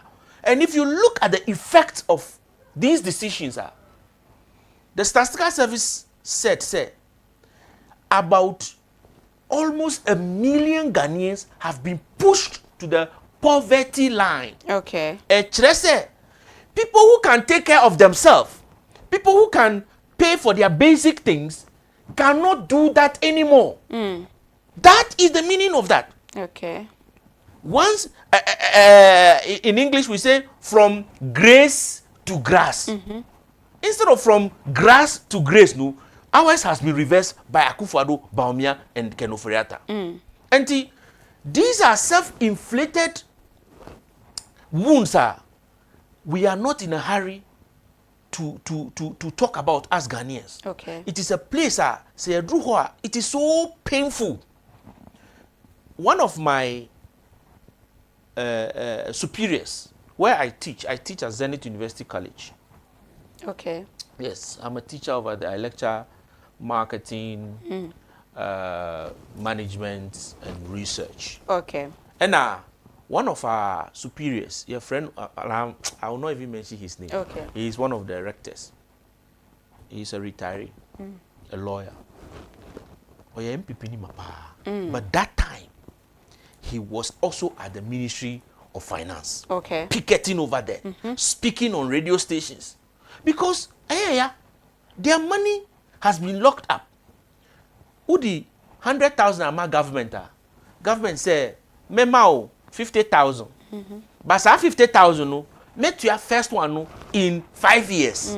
And then the next year, and then I will pay in the next 10 or so years. Wow, who does that? Okay. The money no is completely gone. Time value of money have affected it. The money is completely gone. And that man, he was also there shouting. He said, "Now, man say, me say, my say, me who knows say, Edru so, yeah, who can say, oh, we are NDC, so we are doing politics. So see, there was so the thing affected everybody.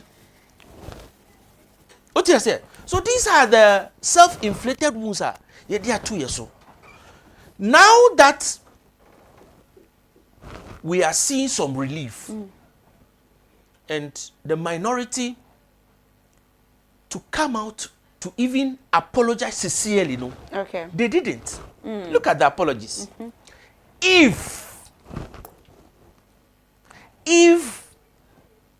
some Ghanaians are not happy or are hurt or have been affected by the DDEP, or that is the Domestic Exchange Program, then we are sorry. Okay. It is not coming from a place of what?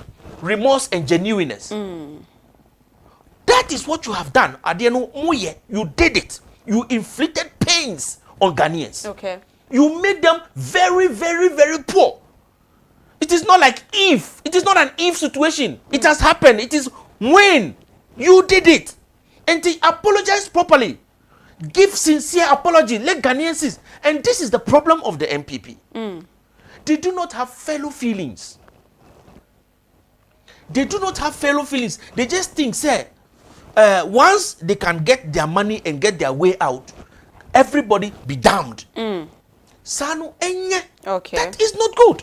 And if the minority thinks they have to apologize, I think they have to apologize properly. Okay. They have to apologize from a place of remorse. Let Ghanaians see, say, this thing they have done, this pain they have inflicted on them, they are truly sorry. They are genuinely sorry. They would not do that if they are given the opportunity to run the affairs of this state again, and which I am not sure they will be in government anytime soon. Because I see they are still juggling, lacing their boots, thinking that 2028. But you see, if you have this kind of attitude, where even an apology for the mistakes of your past, you do not have the decency and the courtesy to say, I did no enye. And you have to be prefacing it with, if we have offended, you have offended Ghanaians. Okay. You have put them in pain. You have pushed them into poverty line. Those who could buy fuel for their cars and drive around and do their own businesses, those who could buy their own medicines, those who could buy food and feed themselves and their dependents, they could not do that again. They have become poorer because of your bad decisions Namuye as government. And so, apologize properly. Let the people know that you have remorse. You have shown true remorse. You are actually sorry for your sins. Okay. Then we can accept it. But this kind of apology there, any apology, we have to even consider. We have to take it with what we call a pinch of salt. That is what we should take it for. It is apology. You free Mampeni and the deputy, vice president, then vice president. Also, Penyo Mark in the no, dear Rebecca say, no, Marshebe Jamuno war.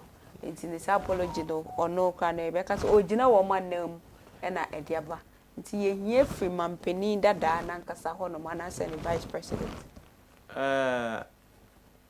It is some song, I'm say, oh, Menakebo.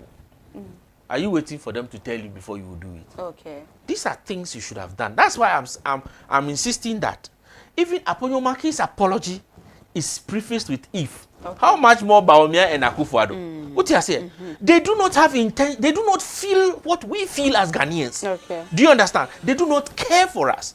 And if you don't care for us, that is the situation we are in. If Nana Akufo-Addo and Bawumia feel, say, what they have done against Ghanaians, the things they have done, the decisions they have made Ghanaians much poorer, have made Ghanaians feel the pain and the suffering, and they really want to apologize, they should have been apologizing many months ago. Okay. This is something they should have done long time ago. And yes, it's here now, somebody will come and be doing some sort of an apology so that we would take it like as a pinch of salt for them to come. No! What we are saying here is that Akufo-Addo and Bawumia do not care for Ghanaians.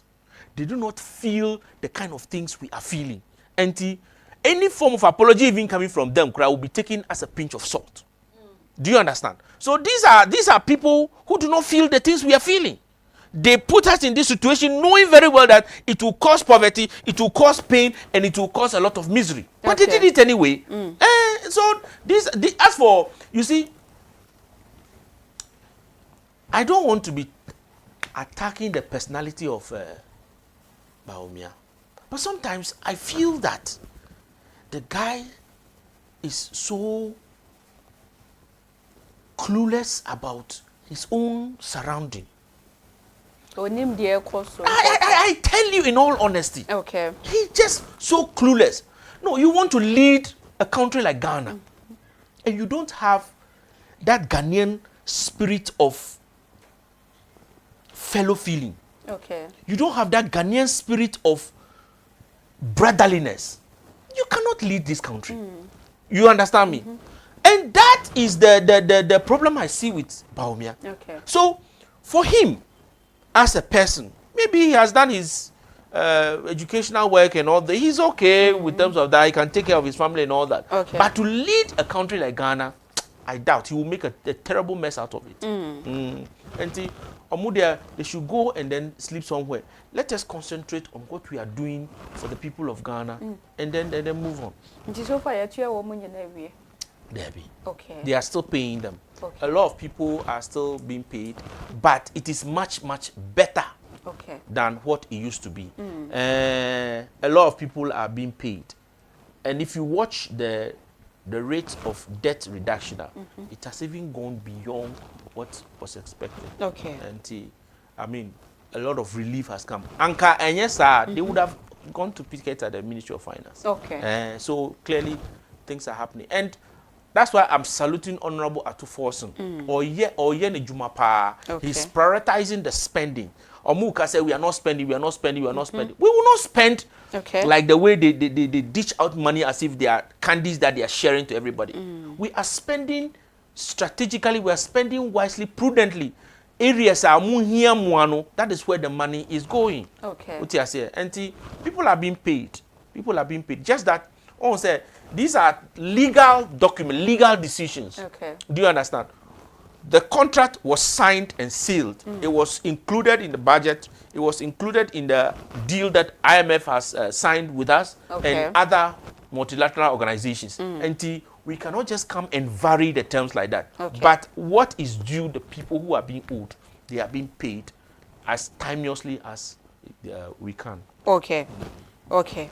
Ebusha yeguso ayedi nkomo edefa oman Ghana eho ra Kinwise Tovianya ku deputy communicator edema addition mo wole jukuku NDC amanyoku no emu ena yene no edi nkomo yeda so aye jama sebedwam ho no ma eno eye social protection bill na ni nyina no panifo achemo e babeboa ye enti yenko ho no ne emu so ra Kinwise bibia ye ba edi abebo ye ho bra aye nimu se Ghana nkasa yeto aba for empuntu development yeto aba se bibi foforo beba yempesua so na se mpanifo timi afa BBC anase sigina yese na koduma sebedwam na minority ni kasa o because yam for me korum ya nye sei enti ye gintum ye mamo nye protection bill ye nyina ye nim se eba beboa ana. Yes. When I make us say the NPP as a group do not have fellow feeling for Ghanaians. Now, the importance of social protection, it is so important. Mamika Cherobibi, the NDC party is a social democratic party. Okay. There is a reason why the social no they are too hot. Mamin Cheremukakra, on says Sawenu, and yepe. One is taller and one is shorter. To demonstrate it properly, no. We don't have the same height. And if we are supposed to look over something, some people need help with height to be able to see. Others who are taller, they don't need help. And to help each other, to have fellow feeling, it is ingrained in what we call the Social Democratic NDC. Okay. And to see the importance of some of these things, the MPP has always been criticizing the NDC, say, Mumu say we a social democratic party, but what are the social intervention muye magana? Okay. What is argument nenda? Do you understand? And I hear Kachira Mu say the very existence of Ghana as at now in the Fourth Republic is per that particular social democratic values. Okay. It was something envisaged, thought of, seen as a vision by former Chairman Rawlings, or His Excellency Rawlings, may he so rest in peace. And to form a governance and a structure and constitution around that has been stable for the past 30 whatsoever years, it is social protection. Okay. We have fulfilled one, political stability. And then two, we have made sure that the livelihood of the people have been increased by provision of electricity until we engage on what we call extensive rural electrification project. We engage in extensive water distribution project. These are social issues. Road networks have been built, top-notch ones. They didn't do that much. Now, to come and see, say, they have put what we call school feeding in motion. It was something President Akufo, what's the name? Kufuor brought, and when we came into governance, we also continued. Okay. national health insurance was piloted somewhere in the central region and other parts of the country, and then President Kufuor came and did district mutual health insurance. Okay. It was President Mills who came to do national health insurance. Okay. So there is a progression. Then there is a school feeding program. We also continued it. Then there is a what we call livelihood empowerment against poverty, LEAP. That program is also there. The point is that these are all social protections or having any legal backing. Okay. As and when a government comes into existence, they continue by benevolence or by grace or mobo. Okay. Like mobo. I don't know how to even put it. But they say, oh, it's good, let's do this. But Ceciano, what we are saying here is that the bill in its form provides two things. Okay. Two basic things. One, legal backing, and two, a dedicated funding. Now, legal backing. When I'm using when because President Mahama will definitely sign the bill. Okay. When President Mahama signs the bills into law, any subsequent government make sure say this is priority project. Okay. They cannot do it as and when they want. It is now constitutional. Okay. It is now having a legal backing. Until Ebia Ochina now me be president of Ghana. Mean to me kase oh mean for LEAP and now for national health insurance exemptions and now school feeding program and now say it is now something that the finance minister must provide the funds for. Okay. Do you understand? It is something we must do. And those who fall in that category of needing social protection, they have some kind of relief. One, disabled people. Okay. People by virtue of the fact that they do not have the physical representation. Okay. Maybe they don't have arms, they don't have legs, and some part of their body is not just functionable. And to me, the things that we do as a normal people, some group of people, they need protection. Because we cannot allow them to die like dogs. You have to care for them. Make sure that they are fed, they are clothed, they are properly sheltered. What you say? And then those who are in the category of, let's say, widows and orphans, Obi Pepewu, Obi Mamiewu, they are so young, vulnerable people. Obi care for them. The state must care for them. Okay. It is now law. It is now legal. It is now mandatory that the state must care for those people. Okay. What you say? So that we came here to discuss streetism. Yeah. When the immigration service like going to arrest a lot of people. These are some of the things when we bring such laws, it will curb them. Okay. We will not see people on the street again. The form in which it will take, I am not privy to that. But building homeless people's home, people who must live in other jurisdictions, they prepare at least one hot meal a day. Okay. Until Undim say you don't have anywhere to eat, you will go there, and when they are sharing the food, you take and eat. That day, at least you have something in your tummy. Okay. And then there is a big, maybe a big building. They are used for sleeping. Until Uban Tema, you get a place to sleep over the night. So you will not go to Kantamanto and all those markets and see people sleeping in front of people's shops. Under the vagaries of the weather. Obimu, they are being raped. Until almost you see that at a young age, they were just born. I mean, those kinds of things, it is just something. And these are some of the things. And of course, the aged. Those who are grown, by virtue of your age, you have few more years to live. That few more years to live, yes, sir, you will live it that year, in dignity. Okay. Do you understand? Sometimes you see old people and they are weak and they cannot even move. And they are in maybe a more, they are in their room and then shouting, calling for people, oh, Towe mommy, get me food. And it is so appalling. Okay. And yeah, dear, we want to subject our old people to. And anyway, like we are doing it for ourselves. Okay. Because one day, you will also grow old. I will also grow old. And if I'm in that situation, I expected some help. I'm not hoping that, but of course, it is life. If anyone is in that situation, we have a legal system that will protect you against some of these things, so you to live a dignified life, a little dignified life, and the state can do that. Okay. Do you understand?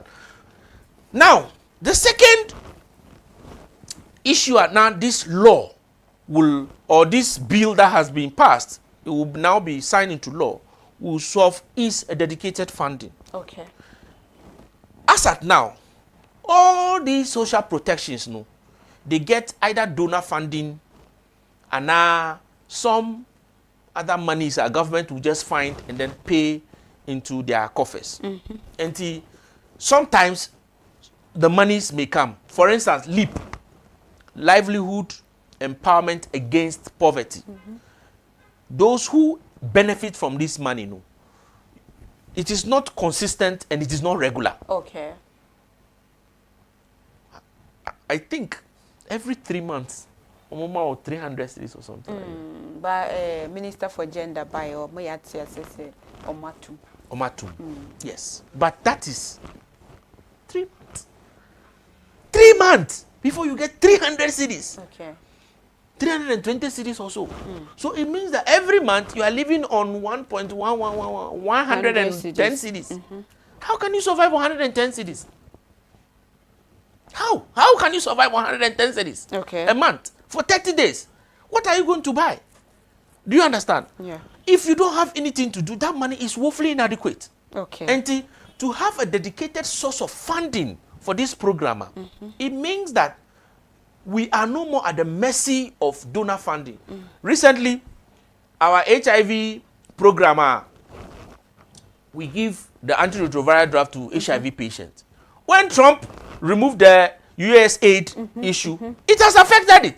It was President Mahama who directed the finance minister that please look for some fund to fill that gap. Okay. Because those people in that situation, if you don't take time, they will have a relapse. And if they have relapse, their condition become worse. And so if you don't take time, the HIV will start spreading again. Okay. Which is here. So now that we have a law that is being put in place, we will solve the legalities of that issue. It become mandatory, it become necessary. A idea every government must necessarily do. And then two, there is a dedicated funding that will be available for it. Now, I'm saying, when they are about to pass this bill, the minority again was at it. Say, oh, there is no quorum. We cannot pass this bill. Sometimes, if I look at Apenyo Markins and the way he's leading the minority group, then I just shake my head. Because the things I want to say, if I say it, they will think that, Abia, I'm talking against my own tribesman. Okay. He's an Ewe, right? Yeah. Yes. But it just doesn't make sense. This important bill we are about to put in place, and you are saying that we don't have quorum. Who says we don't have quorum? If they like, all of them should leave the house. Okay. We will have 184 2/3 of parliament to pass the bill. Oh no, but he can't say that. And now the current structure we put in place in parliament, MPs are in their office connected live to what is happening in the house. Okay. So I expect, say, if you are in your office, once you enter the premises, you are part of the quorum. That is how I understand it to be. Okay. Because why do you have to waste a lot of money to put this sophisticated infrastructure so that when an MP is in his office, he is participating in procedure? Do you understand? A lot of them are in the offices, in committees, and all those things. On the physical floor, you may count few of them, but most of them, if you go out, their cars are all packed around until they are around. Do you understand? And now, yes, sir, you don't throw the baby with the dirty water away. Okay. You take the baby out of the dirty water and throw the dirty water out. So what is important here? It is that important bill of protecting the vulnerable, the socially disadvantaged in society. And yes, you should just be so rigid. And of course, if you have Ghanaian interests at heart, what should you do as a minority? You should rather call your scanty members who were not there to come and join to actually form the quorum so that you can pass this bill, because you know that it is important for Ghanaians. What you say? Send a minority for Nkwan and majority in the bill. Tina was say both sides no be afraid. Exactly the point I'm making. Okay. Sir, if he wants the interest of Ghanaians to be first served, he should not have been raising the issue of quorum. Okay. He should have been calling his members to come to form the quorum. I have not seen the details of how many members were there and how many were required to be there in the quorum issue. But I dare say, knowing the Speaker of Parliament, knowing the first Deputy Speaker of Parliament, that is Honorable Ahiafo, they will never pass any bill once the procedure was not followed, because that can be challenged later in court and making the bill invalid. I may be wrong, I'm not a lawyer, but I shall suffice to say that if quorum is not formed and then the bill is passed, someone can raise an issue of that, take it to the Supreme Court for interpretation, and the person can read the judgment against it, making the bill invalid. So I don't think the Speaker will risk that by allowing the bill to go through if there was no quorum.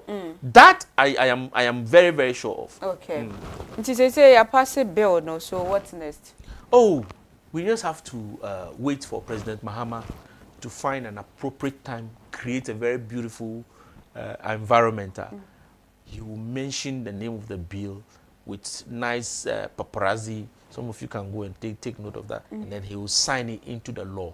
And once he signs into the law, implementation is swift. Okay. So it means that the school feeding program, once funding is made available, can be expanded to reach every other Ghanaian who needs one hot meal a day in school.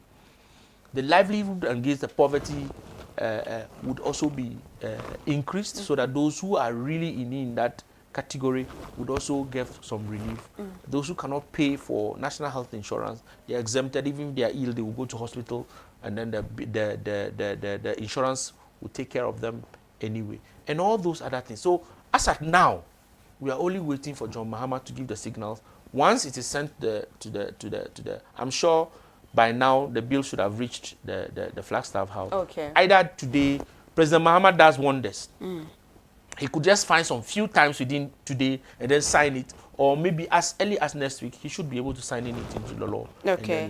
No fund any be free Ministry of Finance or Manaba. Yes, definitely. Okay. They would have a dedicated source of funding. So part of VAT or part of NHIS money will go into that particular. So there is a fund for it. What it means is that all those social protections will come under one funding. Okay. As at now, school feeding program, it is from source A. Livelihood against poverty, LEAP, is from source B. This one is from source this. Okay. All of them have scattered sources of funding. There will be a structured, coordinated one source of funding for that program. And scan bar into that one big pooler, then it will be distributed for those particular programs and see which one they can also extend them to. Oh, okay. Okay. Ebusia, you go so ye din kombo. Obetiba share our YouTube now so wo de wadwen che de fa honum. WhatsApp number ne so na da screen so no de fa honum a ye be kan bi na ye de ama. Ebi mo ye kasa mo send message na mo frɛ. Mo a mo frɛ nyina ye ntimi emfa. Ye bia kwenya na mo fra no anu no ye discuss dia ye discussion na wabo modian say wo de wonsam no betro na ode amaye ebishoria kinwise eda so ewa hanum say na yenko tamale na nkomo efi wono mo eba ene se netco wo mo kiremu a wo mu nimpa ba ko ka me se adehye no mu be wo no mode wo mu nsa keka no enti nam so ma wo mu atwe wo mu adwuma asensen wo mu kire wo mu nya adwuma se wo betena ho no mo pa na obi atimi ahwe wo mu anim se adwuma wo mu ye wo mu de wo mu nsa akeka wo mu nimpa de a ene free ene ya free nrade ba ya de wo mu adwuma wo mu atwe asensan netco no eno no wo ho no ma wo mu boa wo anyina mahoden emu ho no mo ye tamale na so ye wo mu kire mo se de wo ma atwe wo magia asensan yenko working wise wo no mo na ye musa ne sese yi a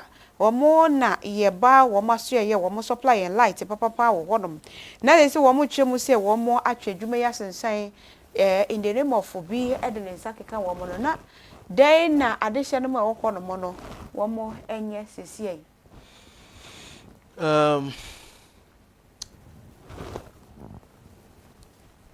the issue happened was northern region about the NETCO and VRA workers. There we have to be a little bit more careful. Okay. When we are making commentaries about this or this. Say, I think or I heard say a certain worker who has been dismissed and now say something in connection with that.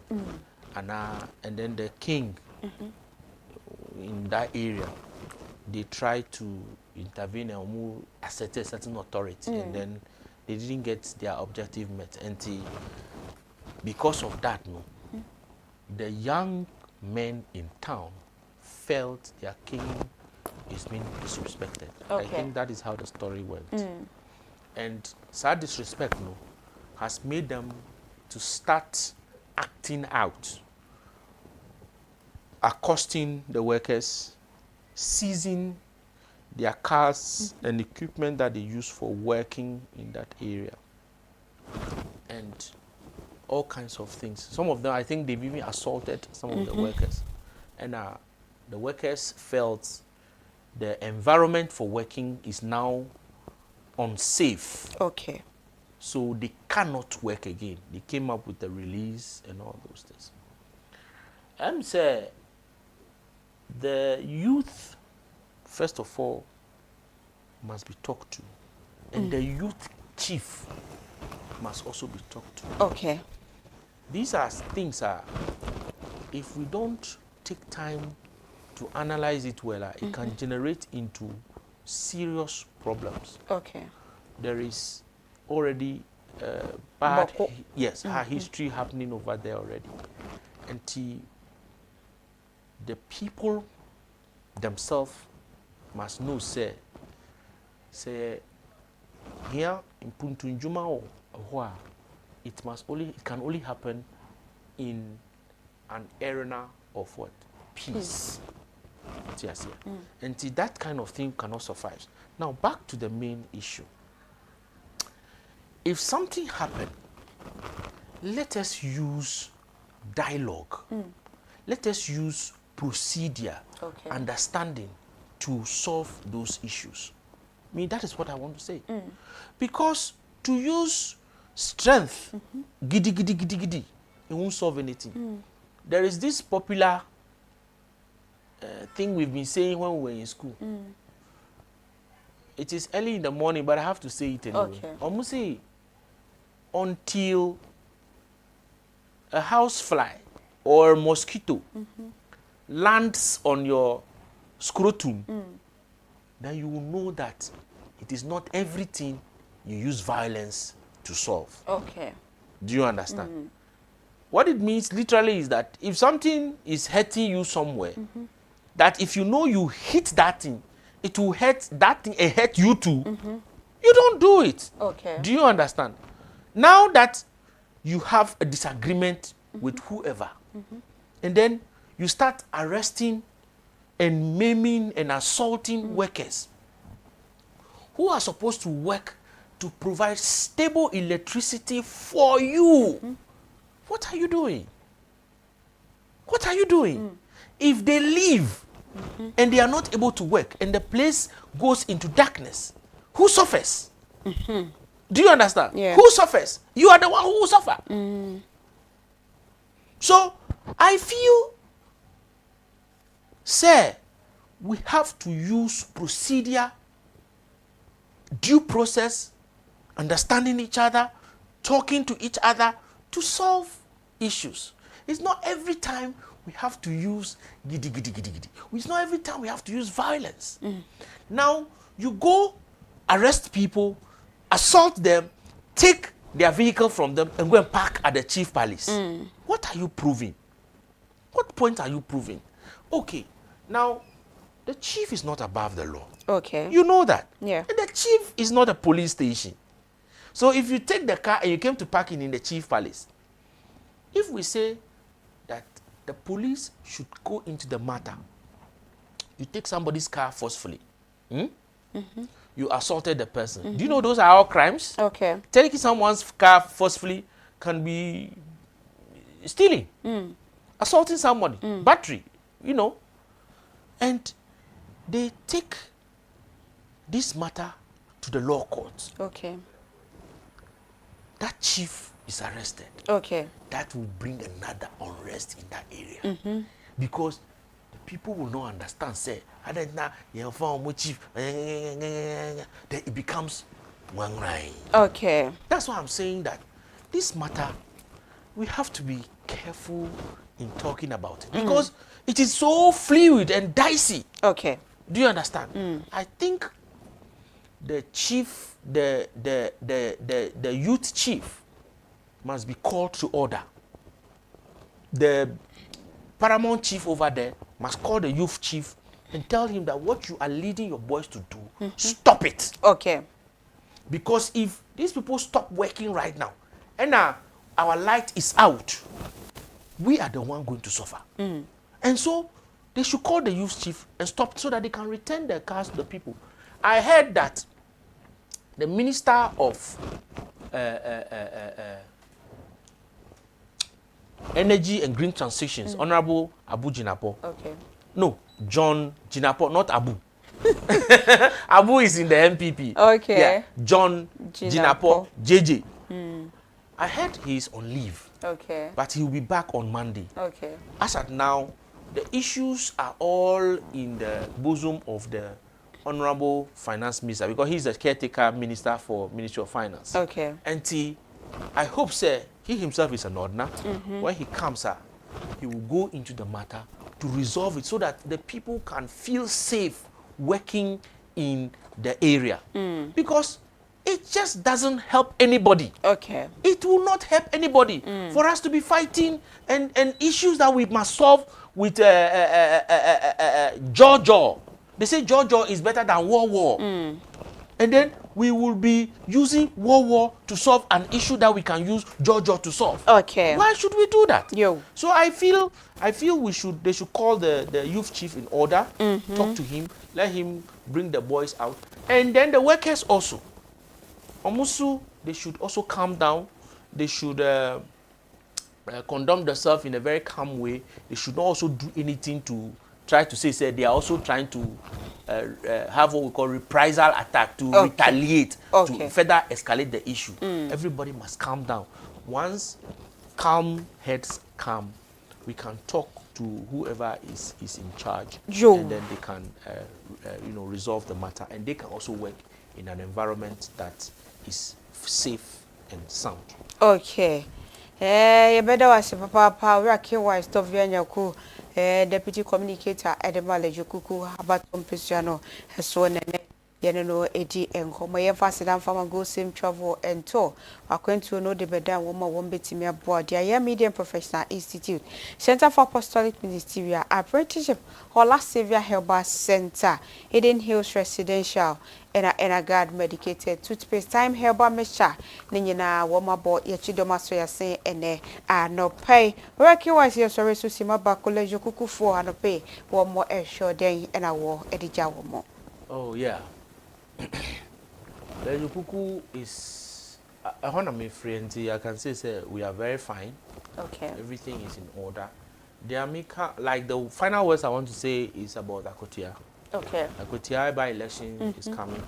I know Akotia will turn green. Okay. And you can see the smile on my face while saying, yeah, Akotia will turn green. But I'm just hoping and praying that the security agencies should be on top of their guard, because that is an area I think the volatility will be quite high. MPP would want to, take a hold on the seat. We also want to get it back. We have taken that seat before. Until I know the tensions will be high, but I just hope that the security will be on top of the issue to solve whatever it is quickly, and then let us bring that seat home to the NDC. Okay. Yanda wase papa hakpe. Busia ni makotia isi 2nd September na die esi wonom edru wonom yanyina yebeko ni akoto na somdwe mu de obedi nkonim wo honom bia no okagana marche bedwafo no eho yo yebeda wase papa sa ojebre na timi hwe ye Facebook fo yeda munyina ase YouTube nso yeda mo ase sanso na fiafia mu yeda munyina ase ne hakwa ye fiada 1st August 2025 yeda yame ase so de ewrabo so me emu na ye nyina ye nim se dwada ye da ye nim ye 4th August obi ye na adwen se ye holiday mesrew enye holiday we ye interior minister ena ede aba o se enye holiday ye nim se 21st of September ena ye Founders Day and adodan kwakofo ado Founders Day Founders with hyphen S. Yes. Mean can say be a plural form of founder. No. That be with hyphen. Yes. And no make and you know, na abayin bi ba ye ti se na nadodan kwakofo ado. Omo yiye de ba 4th August. Na ye nyina edru wono ye so holiday. Interior Minister say ye de akwhye na name. 21st. Inti adwada dware na kwa adwuma enda e ma boss nsakew. Enye holiday mfama. Makai our Greater Accra Regional Minister, former Greater Accra Chairman, Adekuka, and then they are burying him today, and tomorrow is for Sampiali, Ambassador Sampiali too, and we just hope and pray their families have condolences, and then God will rest their souls in peace. Ebusenye ze bia ye ni yie o ye na yie wawu ye na yie o se ye ne se bi wo beka zo zi ye ni ye na yie ne o china so se de o kan ye na nti ye momodi ase ye de no nyambe kwa kotai eche ye ma nyina se wo ye pani akoda dan tem finfini de nyina no ye ma mo nyina happy National Girlfriends Day beda mo ase papa ye na wotwe awie ye frase ene bomodi a susu na jiwani o driving so a tobo na drive ye sebe enkonkotwa bi nkotena sie echi enkoja bi mo enko sane ene amane emu tutu anamo sisi ye no kwahwe ye wadidie mu se de obenu mu nsuo nkomobo mu hwe ni nyina ye papa se de be ya ebetimi abo na adwada asan ye hye mu ewa hanum se na nekua a kyereba ata eno ene miti mema mo ne hwa adehye makrao